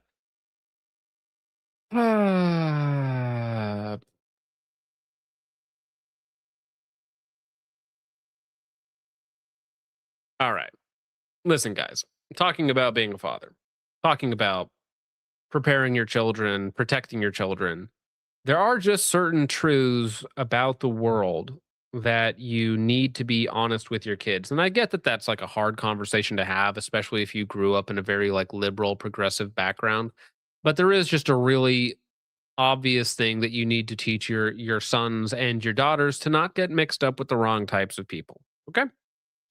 The people that your children hang out with should be vetted. They should be known. They should be part of the community. They should be of upstanding moral character. And there are some really easy tells. A lot of the times there's some really easy tells. Okay. And it's sad and tragic. It's not to be mean, although who cares if it is. It's to protect your family, protect your children, because kids are stupid. Like I'm stupid. Okay. And people that are young and inexperienced are even stupider than I am. And that's a scary thing, right? 23-year-old Chad T. Richard is charged with taking the life of award-winning gymnast Kara Welsh at an apartment just a block from the University of Wisconsin-Whitewater. Police say that Richard shot Welsh multiple times inside the apartment. Through investigation, it was determined that leading up to the shooting, an altercation had occurred between the two. This all could have been prevented. It's unclear what Richard's relationship with Kara Welsh was, but police believe the two knew each other. Welsh was beginning her senior year at the University of Wisconsin-Whitewater, where she competed on the gymnastics team. She won an individual national championship the year before. And again, it is your responsibility as a father to teach your sons and daughters. It just is. The buck does have to end with you at some point. Now, of course, your children are going to make mistakes. You're not going to be able to control everything in their life, of course. But as far as it is within your power, you must be a present, active parent, not a helicopter parent. We don't want to negatively affect their development, but it is absolutely our job to protect and guide them in a godly manner. It's a big responsibility. It's very difficult. It's a very fine line one way or the other. It's something that I think about literally every single day, of course, as a father of 3 children. And it's something that I hope that I do a good job of. And seeing horror stories like this, the one positive outlook is that maybe at least for some of you out there, for some of us, that it actually does help us to make the correct decisions with our own children and avoid these pitfalls. All right.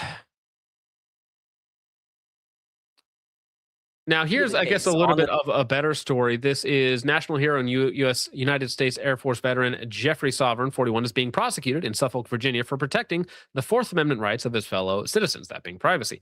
He has been accused of obstructing privately owned flock cameras that are unlawful, used by corrupt, traitorous, and immoral police departments to spy on and surveil law-abiding citizens.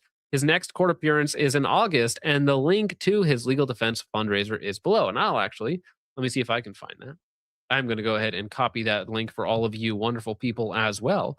If you feel so inclined to donate your hard-earned cash to a wonderful individual who is destroying your local flock cameras, which is, of course, based. Suffolk resident Jeffrey Sovereign didn't speak today, and his attorney provided no defense during his preliminary hearing. However, a detective assigned to the case on the stand said that Sovereign spoke about the unconstitutionality of license plate reader cameras following his arrest.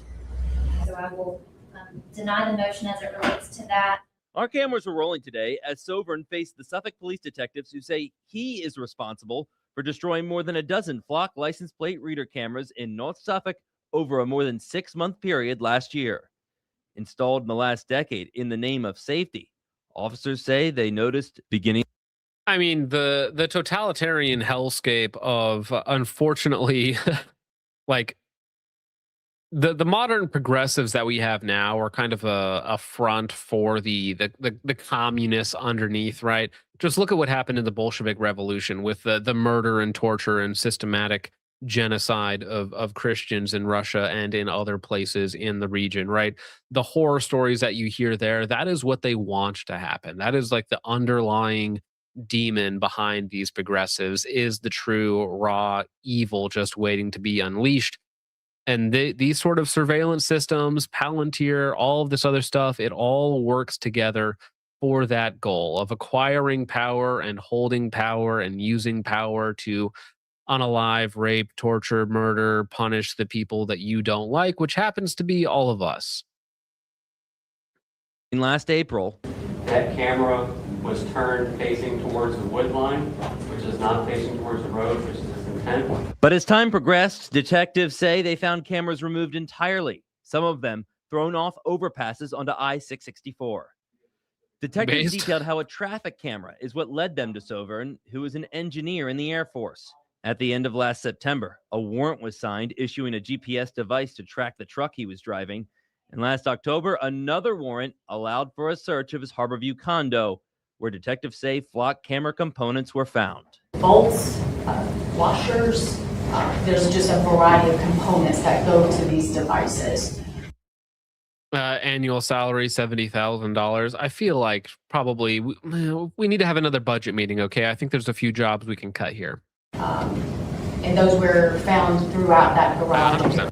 Well, we know that Tesla cameras already have been used, right? Because didn't what's his face say that when that guy blew up his Tesla Cybertruck, whatever it's called, in front of the Trump Tower in Las Vegas, right? Didn't they use the internal cameras to see what he was doing at the time of his death, allegedly? So yeah, no, the Tesla vehicle cameras, anything that has cameras inside of your vehicles that can be accessed remotely, that's connected to the internet, absolutely can be used against you. Of course.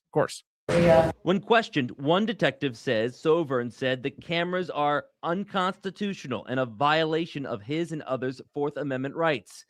So far, no federal judge has agreed with a similar argument brought before them, with one in Norfolk recently saying the license plate readers can't track the totality of a person's movements. It was not one as an individual, but you can absolutely piece it all together. It's just, especially when you combine it with things like Palantir or any really AI system that all it does is track data, right? It just puts in data. Like that's all that these are, these large language models. They just compile data and then, extrapolate that depending on what the user's asking it to do, right? So it's just data points. It's just more surveillance, and it's for safety. But listen, I could make America way safer tomorrow. But some people got to go. Okay. So in the name of safety, I'm not going to do flock cameras, no flock cameras, but I am going to remove a few people, remove just a couple people. Okay. All right. Let's see here. Do we have any other rage bait? Oh my gosh, we do have more rage bait. Well, maybe we'll cancel a few of these. One more rage bait, and then if you guys want to stick around, we'll watch the Shark Toast Tactical, sorry, my bad, video as well. So this is a Dutch young lady murdered by an immigrant. 8 weeks. 8 weeks. So from Visegrad, the Dutch Public Prosecutor's Office will seek 8 weeks of prison for the Iraqi asylum seeker Jamal T, which Jamal T is probably Talabelga Bing Bong or something like that. He ran over the 14-year-old Dutch girl, Tamar, in the summer of 2020 and fled the scene where she died in a nearby ditch. So runs over your 14-year-old daughter, leaves her to die in a ditch where she dies cold and alone, much like getting stabbed at on a train with Irina Zarutska. Initially, the Dutch authorities said that it was enough to only serve him a fine of 1,500 euros. A fine, you say? But the fine remained unpaid as Jamal T had returned to Germany without leaving an address.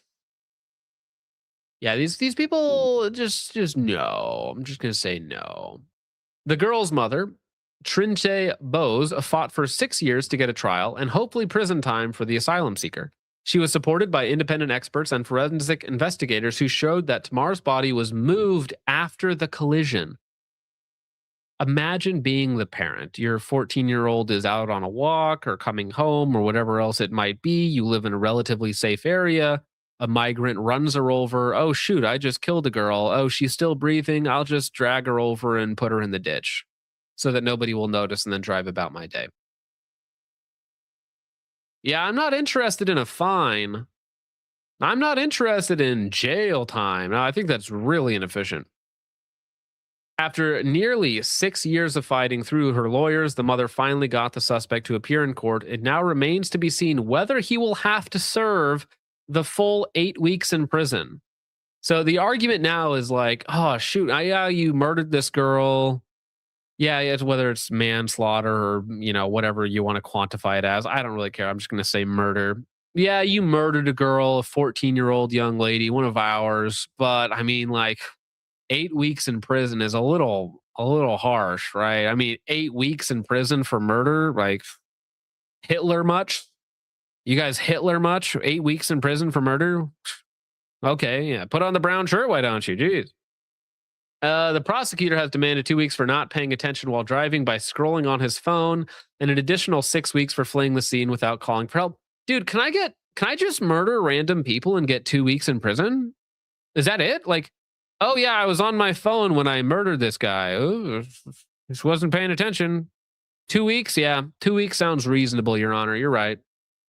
The case has become infamous in the Netherlands after it was revealed that the police had initially told Tamar's mother that the driver was from Germany. Right.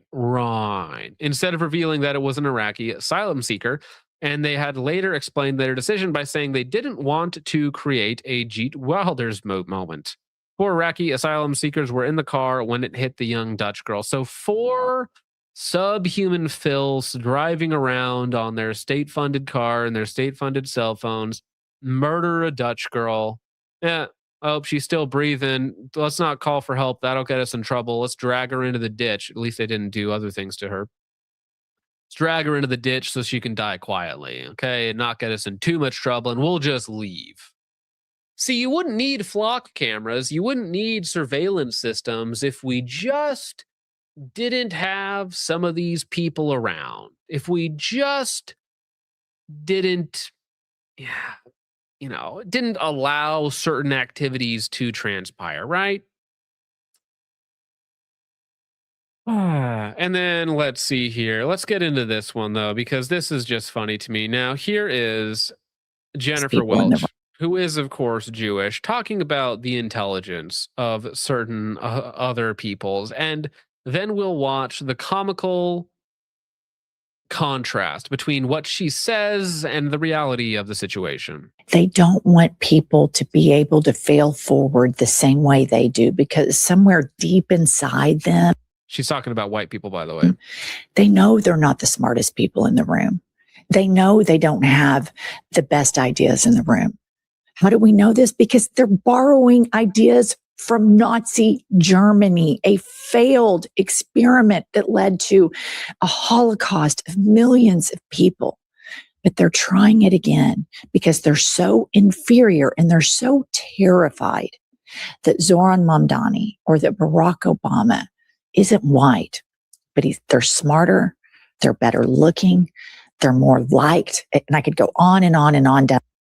Anyways, Jewish lady on the left saying that white people are inferior, uglier, more stupid than blacks. But let's take a look at some black countries, shall we? I think this will be quite entertaining in terms of contrast here. So to sum it up, if you grab one of these 40 IQ Africans from South Sudan, bring them across the ocean, feed them, give them endless resources and a better life they could never get in Africa. After about 200 to 300 years, the best you get is Carmelo Anthony. And I think that is, the best you get is something horrifying. So how about, let's just watch this. All right. This is African economy at work. Remember, these people are smart and intelligent, and also catch that.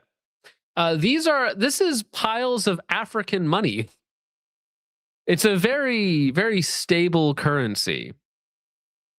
We melt the tires. We set the tires on fire to soften the rocks. Then we hit the rocks with pickaxes and hammers, and then we take the chunks. And then the women of the town, they break those rocks into smaller chunks, and then they put them into big piles. And That's what they sell. This is they sell the pebbles.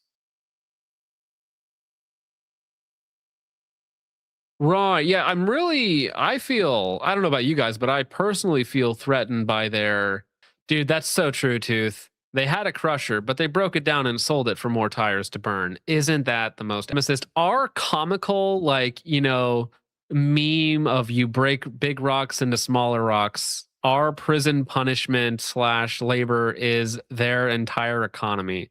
That is as advanced as they could get. And I love how they have like new hammers, right? Because that there's some aid group coming in. It's like they really need tools so that they can thrive on their own here. So we're gonna give you guys hammers and pickaxes. And they're like, oh, thank you. I go break down the big rocks now. I go break down the big rocks. They're like, hey, you guys are ruining the environment over here or something like that. Meanwhile, African villages literally burn tires, to fund their rock industry. And their rock industry is not a quarry. It's like, hey, there's a big rock. Let's go burn tires next to it. Give a African a hammer and he will make smaller rocks.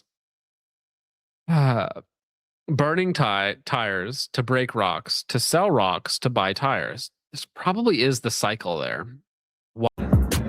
And keep in mind that they'll make their dirt cookies or their dirt loaves after this to make sure that they are well fed and whatnot. All right, well, we're 3 hours into the stream, but I should be able to now.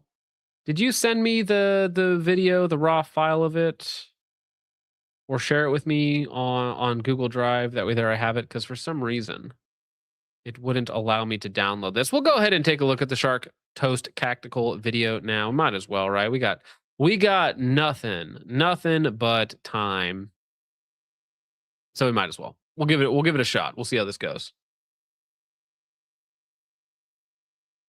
Oh, there it goes. Perfect. All right, excellent.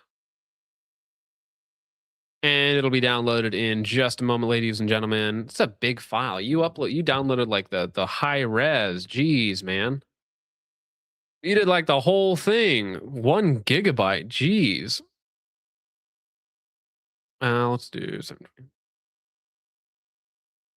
So it'll be just a minute, gentlemen. It's processing. All right, well, let's get to your guys' support, and then we'll watch the Shark Toast Tactical video. Zanyco for 2 says Mark 1 story on Spotify. I know. I don't have it though. I could not download it. This is from earlier. Sea Desert 1 for 5 says open.spotify.com/episode/6 CRT 0DT BIN CUY XV2WR0QGW ? SI = VOB TDFTNQF-ALO14NDYJ4Q. Thank you, Sea Desert 1. Appreciate that. Zanyco for 2 says, bring me on. And then he follows up with, what? WTF? My laptop crashed. First time ever on the wife's now. Sorry. I mean, listen, that video broke. It broke people, apparently. Dillweed for 5 says, the recolonization of Africa in the future is going to go crazy. Well, there's a lot of untapped potential, okay? And it's going to be us or China that's going to really colonize Africa. Might as well be us. Zanyco for 2 says, John, I sent it to your email. I saw it.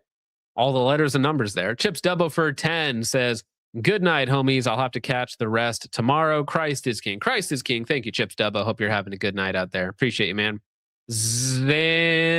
Shiny Jars for 5 says, Mike looks like Jabba the Hutt if he traded the palace for the shooting range. That's funny. Thank you, Shiny Jars. Amorite Boy for 2 says he was watching and waiting. Maybe. It's still cute, by the way. So we'll get to it. Don't you worry. Thank you, Amorite Boy. Appreciate you. Polly B for 2 says flips table rage face. Yeah. It's all right. They didn't want it to happen. They got to say no. They got to put their foot down. Say, no, John, you can't react to our video talking about you. How dare you react to the video where we talk about you specifically? Dick Cheney's Heart for 2 says reenact with the voice changer. No, you guys didn't like the last voice changer. You guys made fun of it. You said it wasn't hot enough or something like that. I don't know. We'll see. How's this? Reenact with voice changer. Zandyco for 2 says, John, play the video. We have time, please. Well, just because you asked so nicely. Why not? Let's see here. Right Boy 45 says the world laughed when children were stuck with bayonets after their plane was downed by Zimbabwean freedom fighters. We are not the same. So true, King. Thank you, Right Boy. Dillweed for 5 says they were doing decent before the 1960s, and only one generation later, in a little moosh influence, they resort back to animals like a pig becoming wild. See, you say that, but I don't know if that's true, because our information collecting services were not as good pre-1950s, pre-1960s. So, like, you can find videos or not videos, but like, pictures and articles and news reports of them getting punished severely, whether by, lynching, hangings, capital punishment, whatever it might be. And I think there's a correlation there. So I think if we're allowed to actually punish people for their actions in a, permanent fashion, right, that necessarily will have a chilling effect on the chimpery. But if we're not allowed to do that, which we're not in the modern context, right, they can do basically whatever they want, then they just behave in their natural way. So I don't think that they were better in the 1960s. I don't think they were better in the 1930s, but they were held with the punishments, extreme punishments, if they fell below, and because of that, they were, like, kept in line. I don't think that necessarily, like, their genetics changed in the last 60 years. I don't think that makes sense. Thank you, Dillweed. Chuckster for 2 says, didn't the Covenant try to glass Africa first? Based. Very based. I realize that the voice changer was on a little bit longer than I wanted it to be on, but I think you guys probably enjoyed it if I had to guess. Maybe some of you enjoyed it a little bit too much. Alex Hutton says, uppies. Benjamin McKinnon says, based mommy. It's like watching Tactical Girlfriend. Oh no. Oh no. All this needs is a VTuber overlay. His wife's ears to the door right now. Well, she just hears my normal voice. She doesn't hear the voice that you guys hear. Yep, totally a glitch. Don't worry about it. Blackheart Defense says, no, keep going. I'm almost there. Not as many lived in urban areas back then. Yeah, I think there's a few different things going on. I was about to say your voice is fine. It's good. If that's a good one, I'll leave that one on for you degens out there in chat. Unbelievable. Is it still downloading? It is still downloading. Oh, it's a 2-hour-long video. I forgot that it's 2 hours long. I only care about like one little section of it, really. I mean, the rest of it, I don't care about. It's just a couple of minutes in there that I think are cringe. All right, let me see real fast. Let me see if I got the timestamp correct here. Where did it go? Hello? Sons of Liberty Gunworks 110. Okay, so it is the 110 mark. Fine. It's queued for processing. I think we'll just watch it here for right now. This should be fine. This shouldn't get anybody in trouble, I don't think. John, the first VTuber at SHOT Show? Yeah. Do you know what I'm talking about? Oh, you've shown me videos of that. I don't. Actually, let me back. I think it's we missed like a little bit of context. Like I think her name is, like, I keep thinking her name is Selena Gomez, but is she from San Antonio? There's an anti chick who first she ran an office in like Arkansas or something. She's an anti-gunner. No, she's pro-gun. Oh, okay. She's like anti-Muslim, anti-gay, anti-everything. But I think she's in San Antonio. I don't think she is. I think I would know her if she was. but no, I don't know. Maybe if I saw a picture of her. Do you know what I'm talking about? Oh, you've shown me videos of that. I don't. Okay, no, we didn't. Sorry, we literally didn't miss anything. My apologies. I thought it started at 110, not a little bit later. So we literally got nothing there except some gooner gun chick, I guess. All right. She had one of our rifles. She did. It was hanging up in her thing. Hey, so you said something that was really I don't. So you surround yourself with people that are like people like Nate Horvath and these different friends of yours. Nate's the CEO of Sons of Liberty Gunworks, former CEO of Staccato, I want to say. Rarely do people it's say something I'm like, and it was and you said, I don't fault people for trying to earn a living. Yeah. And you were talking about the focus trip guy. Yes, my good friend Focus Trip. Your good Yeah. friend. My good friend Focus Trip. Now I've met Mike. I've shaken his hand. I after I talked crap on his rifle, I still went to their range day because I thought it would be fun one way or the other. I like meeting people in person. I was like Matt Pranka. It's like I'll go meet the Delta CAG guy who doesn't like me. It's fine. It'll be fine. It'll work out well. We'll have our conversation or whatnot. I don't know if we're not friends, but you know, we what's the good word for this? You know, we work in parallel, let's say. Focus Trip.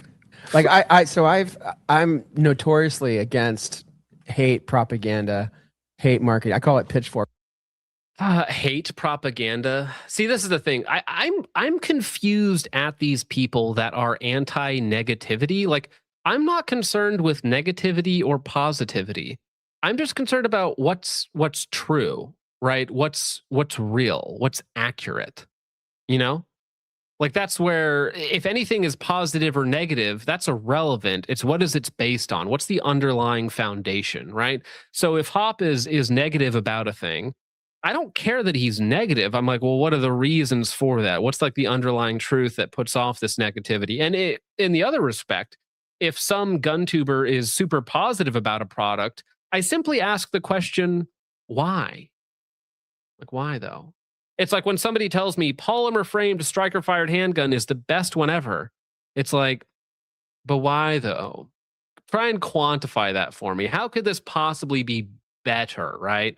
So it's like, I have the same, it's like positivity, negativity, get rid of that. Who cares, right? What's true, what's false? And then we just let the positivity and negativity be, right? That's just a conclusion from whatever the underlying truth of the matter is. Marketing. I hate it, but I never looked at it as a way where you're faulting somebody for them just trying to feed their family. Because at the end of the day, it really is just them trying to feed their family. They're just trying to monetize and get richer, and there's somebody who needs to eat. See, I mean, I get that, but it seems like a deflection because it doesn't actually address any of my criticisms. It's like, are my criticisms correct or incorrect, right? Are any of my points valid, right? Just saying, oh, well, he's just being negative to feed his family and make money. It's like, well, that's sidestepping the claim because I don't think the two things are mutually exclusive, right? I think I can be extremely negative, extremely truthful, and to make money doing it, right? I don't think those two things are mutually exclusive. They seem to think that being honest and making money are mutually exclusive, which is funny, right? If that's their presupposition that making money and being honest are mutually exclusive, or I don't think so. I don't think that's the case. Yeah. So, I mean, you know what I'm saying? No one's ever said that to me before. I thought it was really significant. Yeah. So some of that, I mean, I really believe that's also true. How stupid of a claim is that? Just trying to feed their family. It's like, yeah, what about people who scam and lie?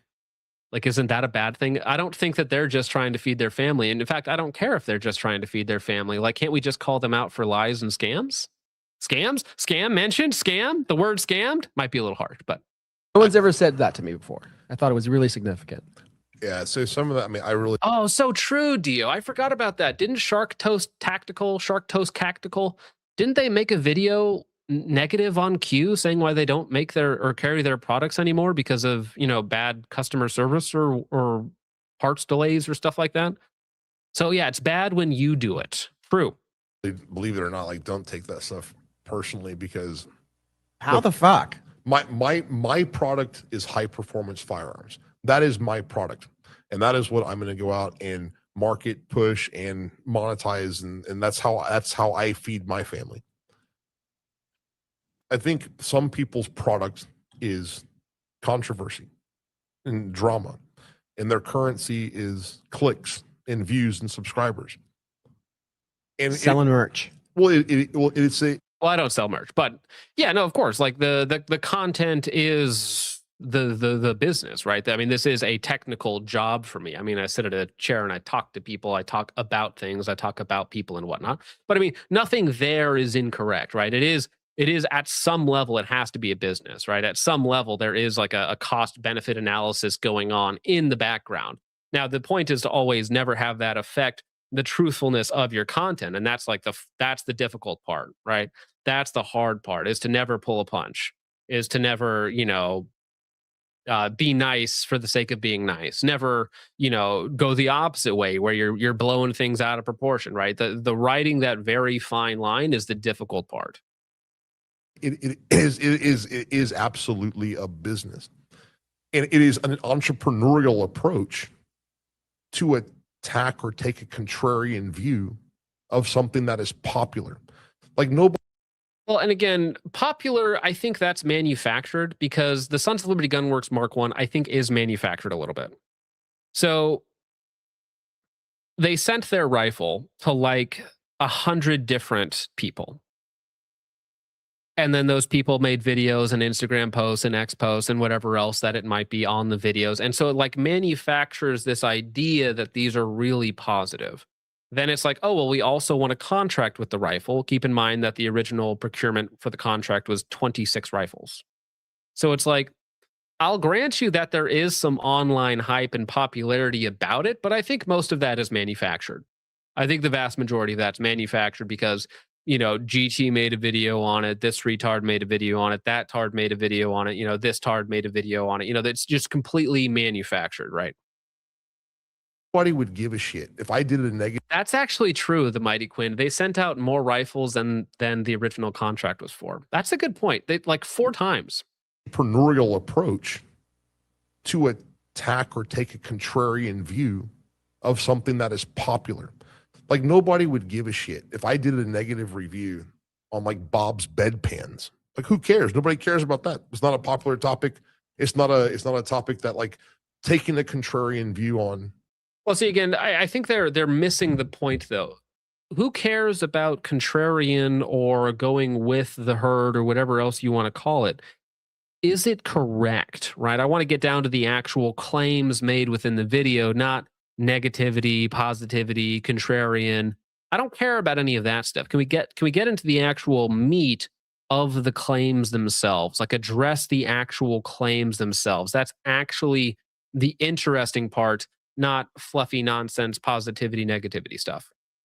Would be compelling or interesting or click-worthy.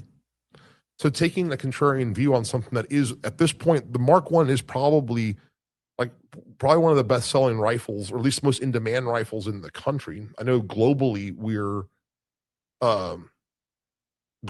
crushing everywhere we go, and the rifle's winning pretty much every competitive down select. Again, I don't know if that's true. I don't have any inside ball on that. But again, if we go back to the video that we made last year on these guys, they were winning contracts through whining, dining, and 69ing, allegedly, right? So, I mean, winning contracts and maybe having some more downstream benefits in the future, possible. I'll grant it to you. I'm not really sure about that. I know, again, the initial SOCOM contract for Mark I was 26 rifles, which is like not even worth mentioning. Is it commercially successful? Maybe, because of all of the hype, again, because of the 100+ influencers that you sent rifles to. Maybe that was a good marketing payoff. Maybe that ended up working out for you. I'll grant that to you, but it doesn't change any of the claims about the Mark I itself. That it's in. If I wanted to generate, views or attention, that would be a smart thing to take a contrarian approach to. Now, I don't know. Like, does the guy not like me personally? I don't know. Is it an entrepreneurial way to rack up views? I don't have anything against Mike Michalski personally. I think he's a very interesting character with a very interesting background, a very interesting arc within the industry, right?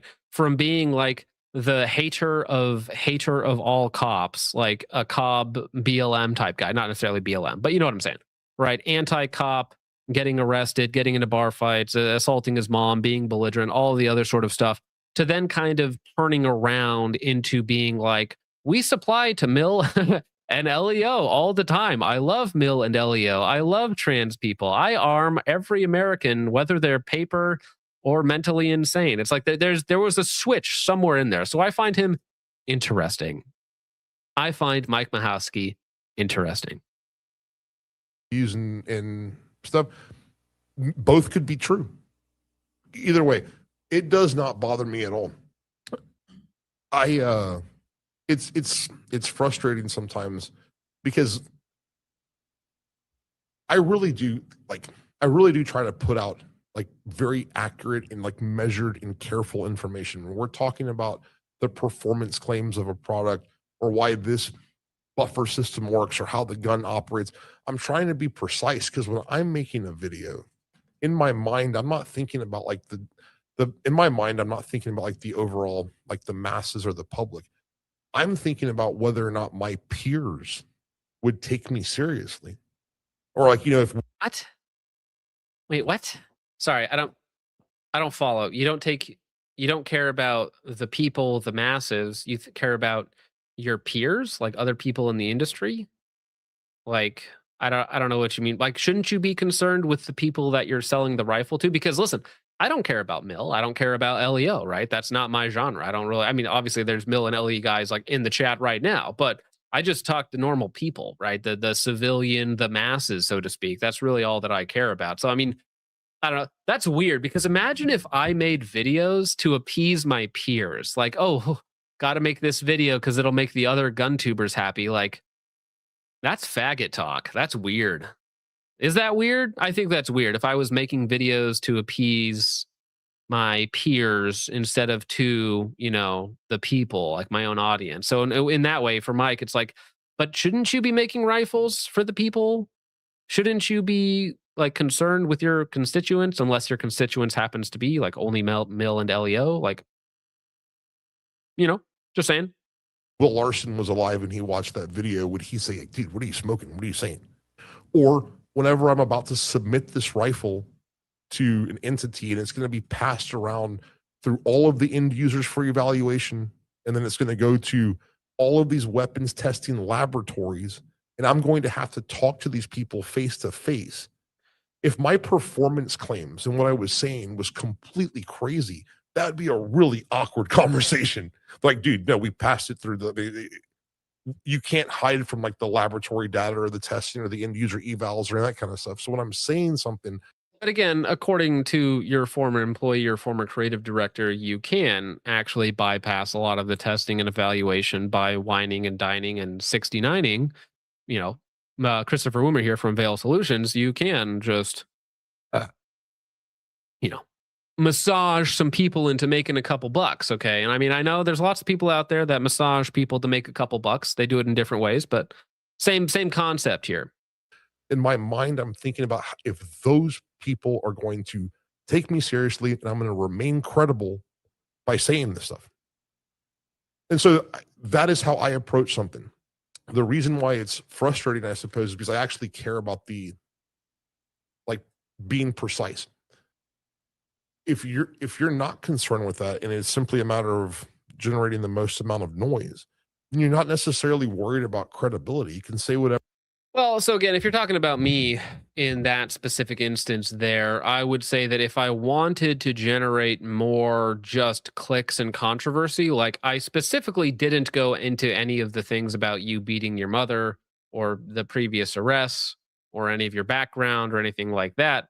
Only really what you had said online, specifically in podcasts, in terms of that information about who the Mark 1 is actually for, all of the reviewers that you sent out rifles for. So as far as like just being more controversial for the sake of being controversial, like I have a lot of other avenues I could attack to do such a thing, right? You can say whatever you want. The other thing too is, Wait, all right, so back up a second. Yeah. So it's your take that if it's an entrepreneurial effort, there's an entrepreneurial business model to be contrarian. Also, like entrepreneur is like way too like high level. It gets used. Everybody says entrepreneur. It's like, dude, I make YouTube videos and I talk to people online. Like technically on a very technical level that is like meets the definition of being an entrepreneur, like having your own business, but I don't do anything out of the ordinary. I don't do anything complex. It's like I shoot guns, I talk about them, and I talk about people. It's calling me like an entrepreneur or like this is like my really novel approach to making money online. It's like it's actually pretty normal. It's actually boringly normal. Yes, YN coded. Yeah, I'm not an entreprenegro. No, not an entreprenegro. and create debate, create clicks and stuff like that. But at the same time, if you prescribe to that, then you're definitely not interested in being right all the time. The retraction is never as loud as the original headline. You know, I mean, I've seen subsequent videos from things where, you know, information might have been correct. That goes. I would, if you're going to say the retraction is never as loud as the original print, then doesn't that go both ways? Like if you had every single one of your content creators that you sent rifles to print a retraction for all of the nonsense misinformation they put out, right? Doesn't that go both ways, Mike? Doesn't that go for both of us, Mike? Because I'll just grant you that I was incorrect. I was misled, right, by the information that your YouTube reviewers had put out before me. I was definitely misled, and then they led me to be incorrect about the stuff that I said in that video. Just that one specific part of the video. Again, they ignore everything else within the video, but just that one specific part. But doesn't that go for you as well, and the content creators that you support and put on your main page, right underneath the whole, 26 gun SOCOM contract badge, right? On that, but it's never going to get as much attention as like the original thing, which it's meant to generate noise. That I can't necessarily concern myself with that. I have like time and like truth on my side to some degree. That isn't that a strange admission? What do you mean to some degree? Wait, sorry. I've got time and truth on my side to some degree. Time and like truth on my side to some degree. That listen, like just optically, you should say that you're correct and have the truth fully on your side. Right? Optically, because you shouldn't be like, oh yeah, listen, I've only lied about a couple of things, but the truth is mostly on my side. Like, because I would say I did not lie. I was incorrect about stuff, right? So Mike might be incorrect, but you still wouldn't be lying, right? That's the way that I would say it. That's the path that I would go down. It's like, oh yeah, no, I was incorrect about XYZ, didn't lie about it. Here's why I was misled with XYZ thing that you put out, and that's what led to this whole controversy, which is what the follow-up video is essentially going to be, right? He has gravity on his side. Oh, buddy. And we're allowed to talk about some of the successes that we've had in other arenas, and as this thing continues to move forward, the credibility or one of us is right, and so I agree, Mike. I agree. We'll see. We'll see how it goes. We'll see how it goes. We'll see how the second video does. Okay, I got to make it a banger. The script's got to be even tighter. Okay, it's got to be even more voluptuous than the original script. You just kind of got to let it play out. I have invited Mike on. I invited Mike on right after he announced the Mark 1, because when Mike announced the Mark 1, I had questions. Like back in the day when we watched the original Mark 1 announcement video on the stream, I messaged Sons of Liberty Gunworks and I said, hey, any chance I can get Mike on a stream? No response back then. So I tried. And you said something to me really interesting yesterday. We were walking around, and I took it seriously. It's like the market will let you know. Like if you're doing like if you're doing something deceptive, or you're doing something like that, or you're not putting out a good product, or you're just being a shitbag, the market will let you know.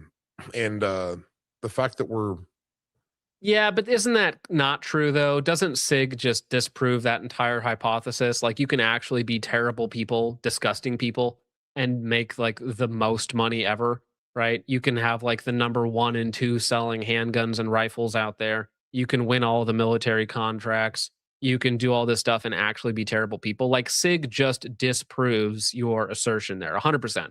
You can be terrible, awful people with a garbage product and make a near infinite amount of money.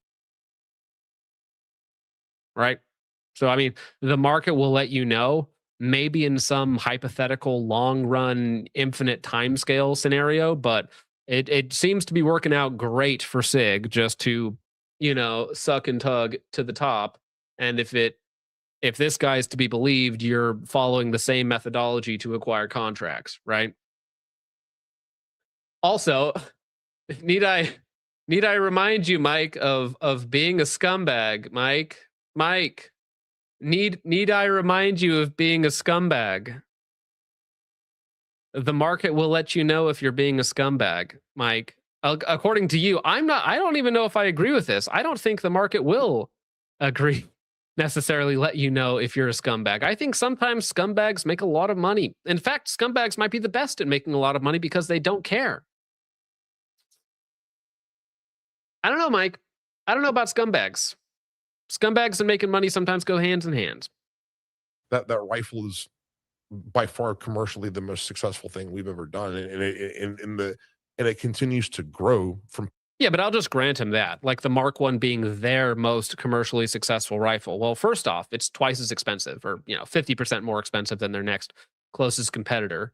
So it winning the SOCOM contract, all of the AstroTurfed marketing, maybe a couple of overseas contracts. Like I'll just grant him that it's your most commercially successful. That doesn't seem like a leap to me. That's not interesting though. It's like the truth, like the money doesn't even matter. It could be the least successful product of all time, and I still think it wouldn't be worth $3,000, right? That's the point. Is like the money is irrelevant, the success is irrelevant, the negativity, the positivity. Who cares about any of this nonsense? Let's get down to whether or not the thing is actually good. People that own it and are telling their friends to go buy it, and then the rifles continue to have professional success globally. To me, that's the metrics and stuff that I'm paying the most attention to. And if you weren't, if it was like snake oil and bullshit, well then people just stop buying it. And it's kind of the market will let you know how you're doing. 100%. Can you give a brief explanation of because didn't you responded to the whole focus trip thing, didn't you?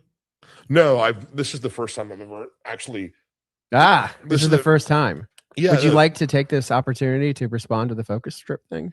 I mean, not necessarily directly. I mean, here's the thing. And this is obvious to me. There has never been any ambiguity in like what we're selling. Whenever you buy a Mark I, you have to select like either a stainless or chromoly barrel. Mm-hmm. When we released the rifle back in 2024, this was months and months and months and months before any type of announcement about any type of like contract award or something. The rifle was released as just a really, really awesome rifle. And then we announced the contract. We talked about a lot of the emerging tech that we developed along with. Right. So in their initial video, they do talk, and they've kind of double backed on this a little bit because there was a change. So in the initial 2024 announcement, he says there were 3 barrel options, one being Armad, one being stainless, one being 4150 chrome moly with the, phosphate chrome, right? So they had the 3 different barrels in their announcement videos. And then at some point along the way, the myth started that the SOCOM contract was the Armad barrel version. And then there was another little addendum to that where the Armad version was never going to be available. So there's like this weird, again, this whole timeline thing that I have to carve out to make this video make sense, right? Of the whole timeline of everything when the Sons of Liberty Gunworks contract got announced, what the initial claims were, all of the other sort of fun stuff. You can see how people ran with the Sons of Liberty Gunworks initial video, Armad barrel option, right? Sons of Liberty Gunworks wins a SOCOM contract, and then there's news reports that I have saved that claim that the contract rifle has the Armad barrel, right? That I have those saved from, whatever it might be. So you can see how people put together they attach this Armad barrel to the Sons of Liberty Gunworks Mark I, to the contract, all that sort of fun stuff. And then when every reviewer that you send rifles to, that you put on your front page, tells you about the rifle having this special barrel and bolt, when they're just lying to their audience, or incorrect, right? If you want to be charitable, they're just incorrect. They've just been misled through this stream of improper information being put out, some by you, some by other articles, some by, your own reviewers or whatnot. right? You can see how people get confused about this. And so I believe very simply that it's just on you to monitor what's on your own website. And if one of your reviewers says something really stupid, that you should correct it before it gets to me. Because to be honest, if they had just corrected the record like at any point in time in the 2 years before I made my video, like they could have so easily, I wouldn't even have anything to talk about. It would have been such a boring video. I'd be like, hey, here's a really expensive rifle, doesn't do anything cool. That's exciting, isn't it? That rifle for a lot of the future programs that are now in like the open conversation, they weren't back in 2024. And it wasn't my place to talk about them. And if you conflate like the tech that we're working on with different specs that are awarded into a contract, I mean, that was no, dude. If you watch my video, you go look at the comments. Hundreds, if not thousands of people were like, what do you mean it doesn't have the Armad barrel? What do you mean it doesn't have the special bolt? Everybody else said it does. So I think my video was hyper important, hyper important to inform the general public that, in fact, no, you are not getting any cool special barrel materials or anything from that. Because even if it's on your website, there's so much bad information out there that, sorry guys, had to be the one to break it to them. Never a claim that we made. The other thing that we heard too was, well, why didn't we correct some of the like influencers and reviewers that reviewed it? Well, what if they're not wrong? Oh, buddy, this is the cringe part. This is where I think he just falls off of a cliff here, because no, they are wrong. Like many of them just said the Mark I is great because of the barrel and bolt that ships in these. That is, again, if you're nice, it's incorrect. If you're not nice, that's a lie. It's your job to tell people, haha, thanks for the video, bro. These actually don't ship with those components, though. The other thing that we heard too was, well, why didn't we correct some of the like influencers and reviewers that reviewed it? Well, what if they're not wrong? You know, what if they are, though? What if some of those barrels have been tested, approved, and selected, but not necessarily immediately adopted? You know, what if that is potentially true? I think maybe he's talking about tactical considerations. Maybe his video where he says he says strange things. Like the whole Aramet bolt lottery system is insane to me. Like just that concept is insane to me. And then saying that the Armad barrel is coming at a later point in time or is for another purpose. Like he's making conjecture there, although he makes it sound, he does, like it's for the SOCOM contract, because keep in mind that video came out months before the HICAR contract was announced. So at best, that part is very unclear. But I'm not even talking about tactical considerations. I'm talking about like the 25 other videos that came out before then, just saying like matter of fact. In fact, you know what's funny, guys? I had a guy reach out to me who got a Mark I from Mike. And he was like, he watched my video and was like, wait, it doesn't have the Armad barrel and bolt? Because I said that in my video. One of his reviewers reached out to me after my video went live and said, oh shoot, I was wrong in that. Like I didn't even know. And he's the reviewer. And I'm like, you don't take your job very seriously now, do you? Not very serious here, are you, man? Anyways, well, I'll be in the video. Or what if there are concurrent programs that you're working on that you're not talking about yet? Or what if like the entire suite of tech or the family of that system, the Mark I family of rifles, what if it's in multiple configurations and different calibers and other things that like we're not ready to commercial? 6 Max? 6 Max? Are we getting 6 Max? Or no, not 6 Max. Actually talk about, and it's not. Yeah, I know. I hate this what if. What if all the people that lied about it for 2 years or were incorrect about it for 2 years, what if they magically were correct after the fact because eventually that contract did materialize? What about that? Because we're trying to withhold information from the public in favor of the government. That's not what we're doing.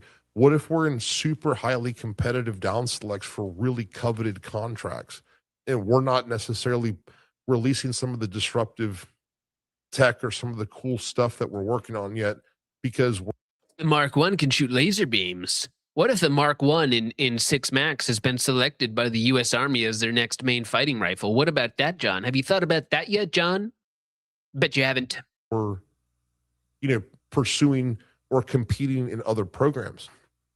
We sent rifles out to a lot of people for review, and our request was the same. Hey, go shoot it. Objectively tell us what you think about it. Let us know if there's something better we can do, and like give us your honest. Here's the thing. I think people are afraid to be honest. Even if they're incorrect, I think people are afraid to be honest, right?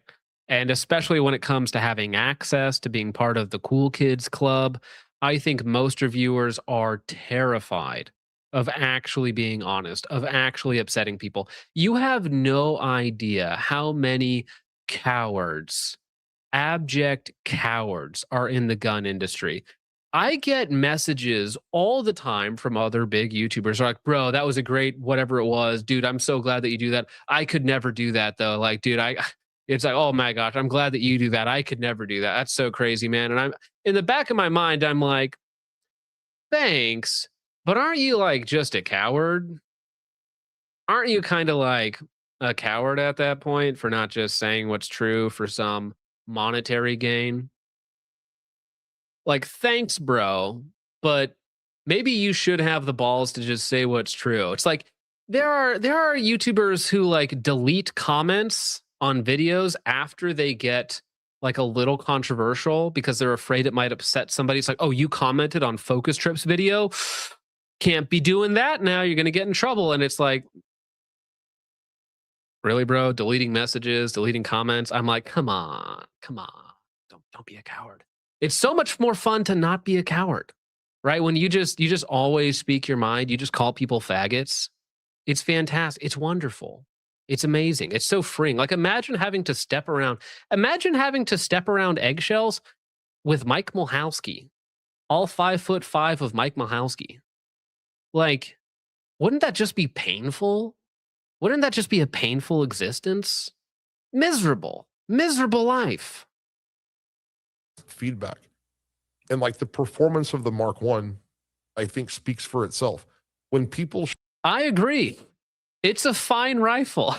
That's the sucky thing about the video and about the whole situation is the Mark 1 is fine at like 60% of the cost.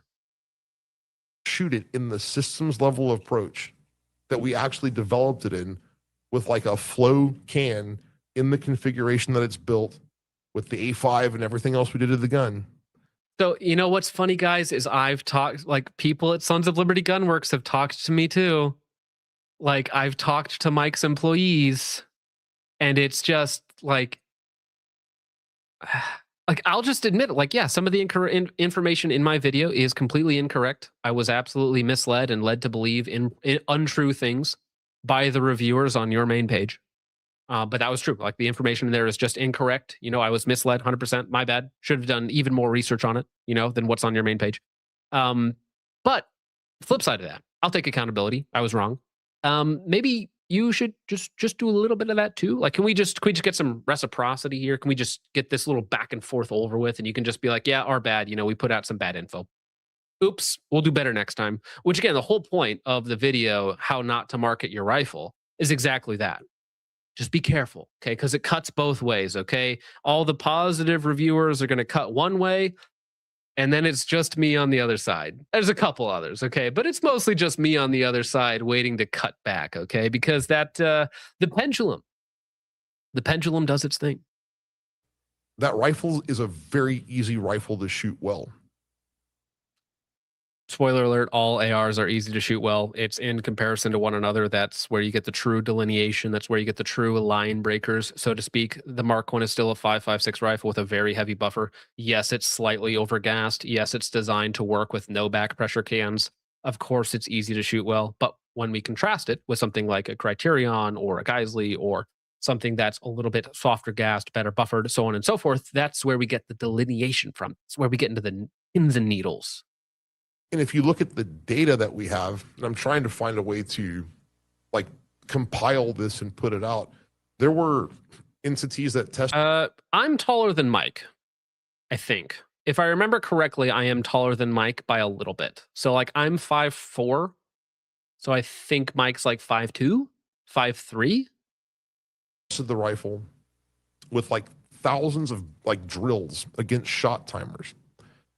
You know, measuring shootability. It's not like you're putting a rifle like on an accelerometer and looking at it that way. It's the speed at which, you know, folks are shooting drills out of thousands of them against a lot of different, you know, rifles that were in the same, you know, competing for the same things, and the rifle's objectively faster. You know, I just don't believe you. Like, this is the thing. Like, maybe if we're comparing them to like really garbage rifles, like let's say like I don't know what the old SOCOM rifle was. Like, let's say it's an M27. An M27 is heavier with way more recoil. Or I'm just for the sake of argument, or a 416 or whatever it is, right? An M16, or sorry, a 416 or an M27 is way heavier. It's got a lot more recoil with that aggressive piston system in it. So yeah, your gun might be faster in an objective sense versus that. But is it faster than a URGI in the same setup? Like, how could it possibly be faster? Like, if you put an 11.5 URGI versus a 11.5 Mark 1, like there's the URGI is gassed a little softer, and if you have the same suppressor, same muzzle device, same buffer setup, or even the Geisley Super 42 versus the Sons of Liberty Gunworks A5 H2, right? It's like the Geisley just kind of wins. So I mean, I'm curious what you're comparing it against, because if you're comparing it against really crappy rifles, maybe, but I don't even necessarily grant you that that's true. I'm doubtful. I am very doubtful of that claim that it is objectively faster than another similar rifle system. Like, how? Especially, it's like, hey, here's two rifles that are identical in every category, and they're gassed exactly the same with the same suppressor and ammo, and one shoots drastically better than the other. It's like, sure, I believe you. Unless you think we went in there and bribed the shot timer. Not the shot timer, no. But the officials who, you know, had sway over the contract, again, according to one of your own employees. Yeah, not the shot timer. Maybe the people taking the shots. Maybe that's even more important. Yeah, or like when people are filming the rifle being fired through the reticle, and the reticle is not moving a whole lot, like unless they're using. Dude, but I have the same footage. I've taken a lot of in-scope footage on the Mark 1. Yeah, when I'm holding the gun doesn't move much. Shocker, right? It's like, yeah, but when I hold almost any AR-15, gun doesn't move very much. Pretty common thing. Almost like there's a common denominator there. AR-15s don't move that much. Any decently gassed AR-15, and again, I would say that the Mark 1 is just like on the slight edge of overgassed, like the slight edge of overgassed. It's fine, very fine. But it's just, it's going to look the same as almost any other AR-15 out there. Using CGI, the rifle's probably really doing that because it's being shot in the configuration at the systems level approach to which it was developed. If my livelihood is he painfully looking at him like, Mike, what are you doing? Or is that just his RBF approach to which it was developed? This is his face after I'm still reviewing his video after he took it down. If my livelihood was engagement, clicks, subscribers, views, whatever, I would want to discuss any topic that would generate the most amount of attention. I think because of the success and popularity of the Mark 1, taking a contrarian view on that makes entrepreneurial sense. Again, I agree with him in like the objective sense there that, yeah, of course, talking about popular issues gets the most views. Of course it does. They're popular issues. They have the most eyes on them.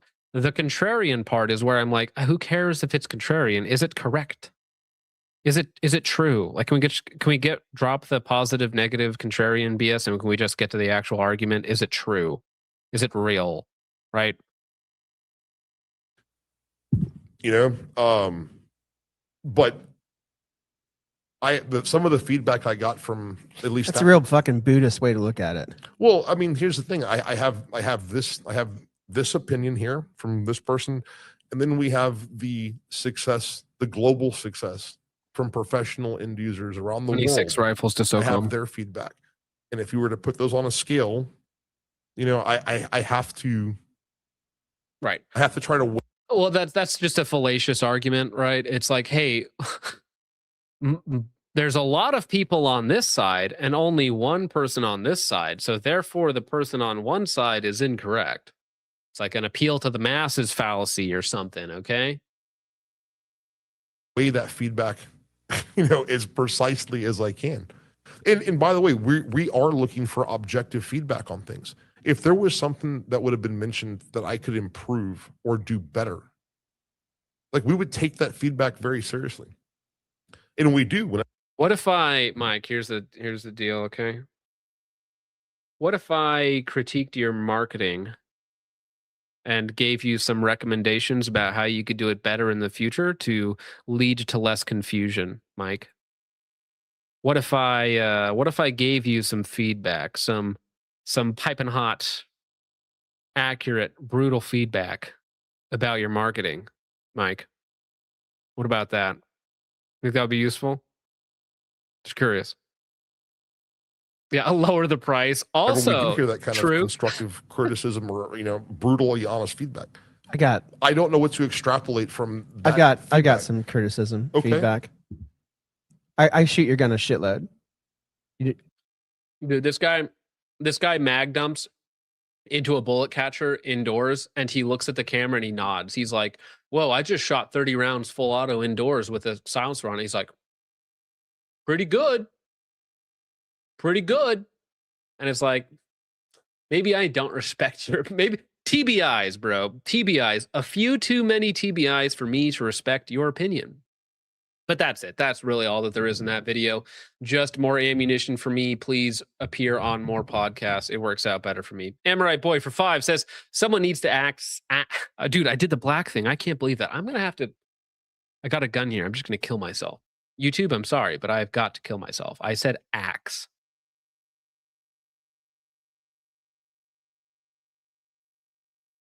All right. Just going to pretend that never happened. Amorite Boy for 5 says someone needs to ask the DNC about the Free Men's Bureau. I want to see how they spin it. That one, it also paid. I want to see how they spin that one. It also paid all those pesky reparations they scream about. It's a good idea. Thank you, Amorite Boy. Appreciate the 5. Thank you, sir. Crimpin' Ain't Easy for 5 says, didn't the SCT guy who said he doesn't like propaganda make a whole ass video on Q over some fairly minor issue? Well, you see, it's only bad when I'm negative, but when you're negative, it's a good thing, or something like that. It's okay. I try not to pay attention to such tomfoolery. Thank you, Crimpin' Ain't Easy, though. Thank you. Zanico for 2 says, John, I'm going to do a phone interview tomorrow. Yeah, if you want to be Sons of Liberty Gunworks new, what's the word? You want to be Sons of Liberty Gunworks new media man? They need it. They need a good one. Thank you, Zanico. Amorite Boy for 2 says, Goat Doctor takes equal trash. BCM is based. Goat Doctor equals gay rape. Well, okay, I think Goat Doctor was in the chat saying something bad about BCM rails. But everybody just agrees, Goat Doctor. Like, the BCM rails are the worst part of the gun. Like, everybody just agrees with that. I don't know of a single person who disagrees with you that the rails are the worst part of the gun. At best, I would say they're like okay, but hard use is a stretch. Their standard rails are a little bendy, and the barrel nuts aren't great. Thank you, Amorite Boy. Appreciate that. Josh for 5 says, hey, can I get $30? Can I get $30? $30? What do you need $20 for, boy? $20? What the heck you need $10 for, boy? You got 5 right there. Should have kept it for yourself. Know what I'm saying, man? Son of Mandalore, member for 7 months, says charging $3,000 for a direct impingement AR-15 is absolutely insane. I agree. Don't do it. Do not do it, ladies and gentlemen. All right, guys. I think that's it. Let me check to make sure. Check to make sure we don't have anything extra over here on... Actually, there's one more over here. 2 more over here, sorry, on Rumble. Jared for 2 says, took too long to find it. I'll have to see it on the VOD tomorrow. Have a great night, gents. Christ is king and God is good. Thank you very much, sir. Appreciate that. Jared. Mr. Noom for 2 says, all right, chat in the EU, you have a mission to accomplish. That's right. There's a certain man who is walking around free right now over in Europe who absolutely should not do that. All right. But with all of that out of the way, ladies and gentlemen, thank you so much for hanging out for a banger way to start off July. We're no longer gay. 4-hour live stream, July 1st, baby. All right. Ladies and gentlemen, thank you so much for watching. I hope you're having a great week so far. I hope you make the rest of the week great, whether or not it likes it, okay? Christ is King. Christ is God. Godspeed. Have a good night. The glamour waking up. Shut it down. Me mom died in a Harley. Me pa was killed by Stalin. Me mom died in a Harley. Me pa was killed by Stalin. Ay, they got slimed up by Stalin. For my daddy in a coffin. I'm a Jew, Finkelstein. My uncle, my grandma was lying. So pulled up on me, mom. Ay, put her in the count. Ay, told her get a word or be turned into a lamb. Ay, not in a Harley. Me pa was killed by Stalin. Me mom died in a Harley. Me pa was killed by Stalin. Ay, they got slimed up my grandma and my aunt in 1945. They were getting fucked up. Stalin put up on me pa. Ay, put him in the count. Ay, then his op sprayed his ass with the fucking child. My mom died in a Harley. Me pa was killed by Stalin. Me mom died in a Harley. Me pa was killed by Stalin.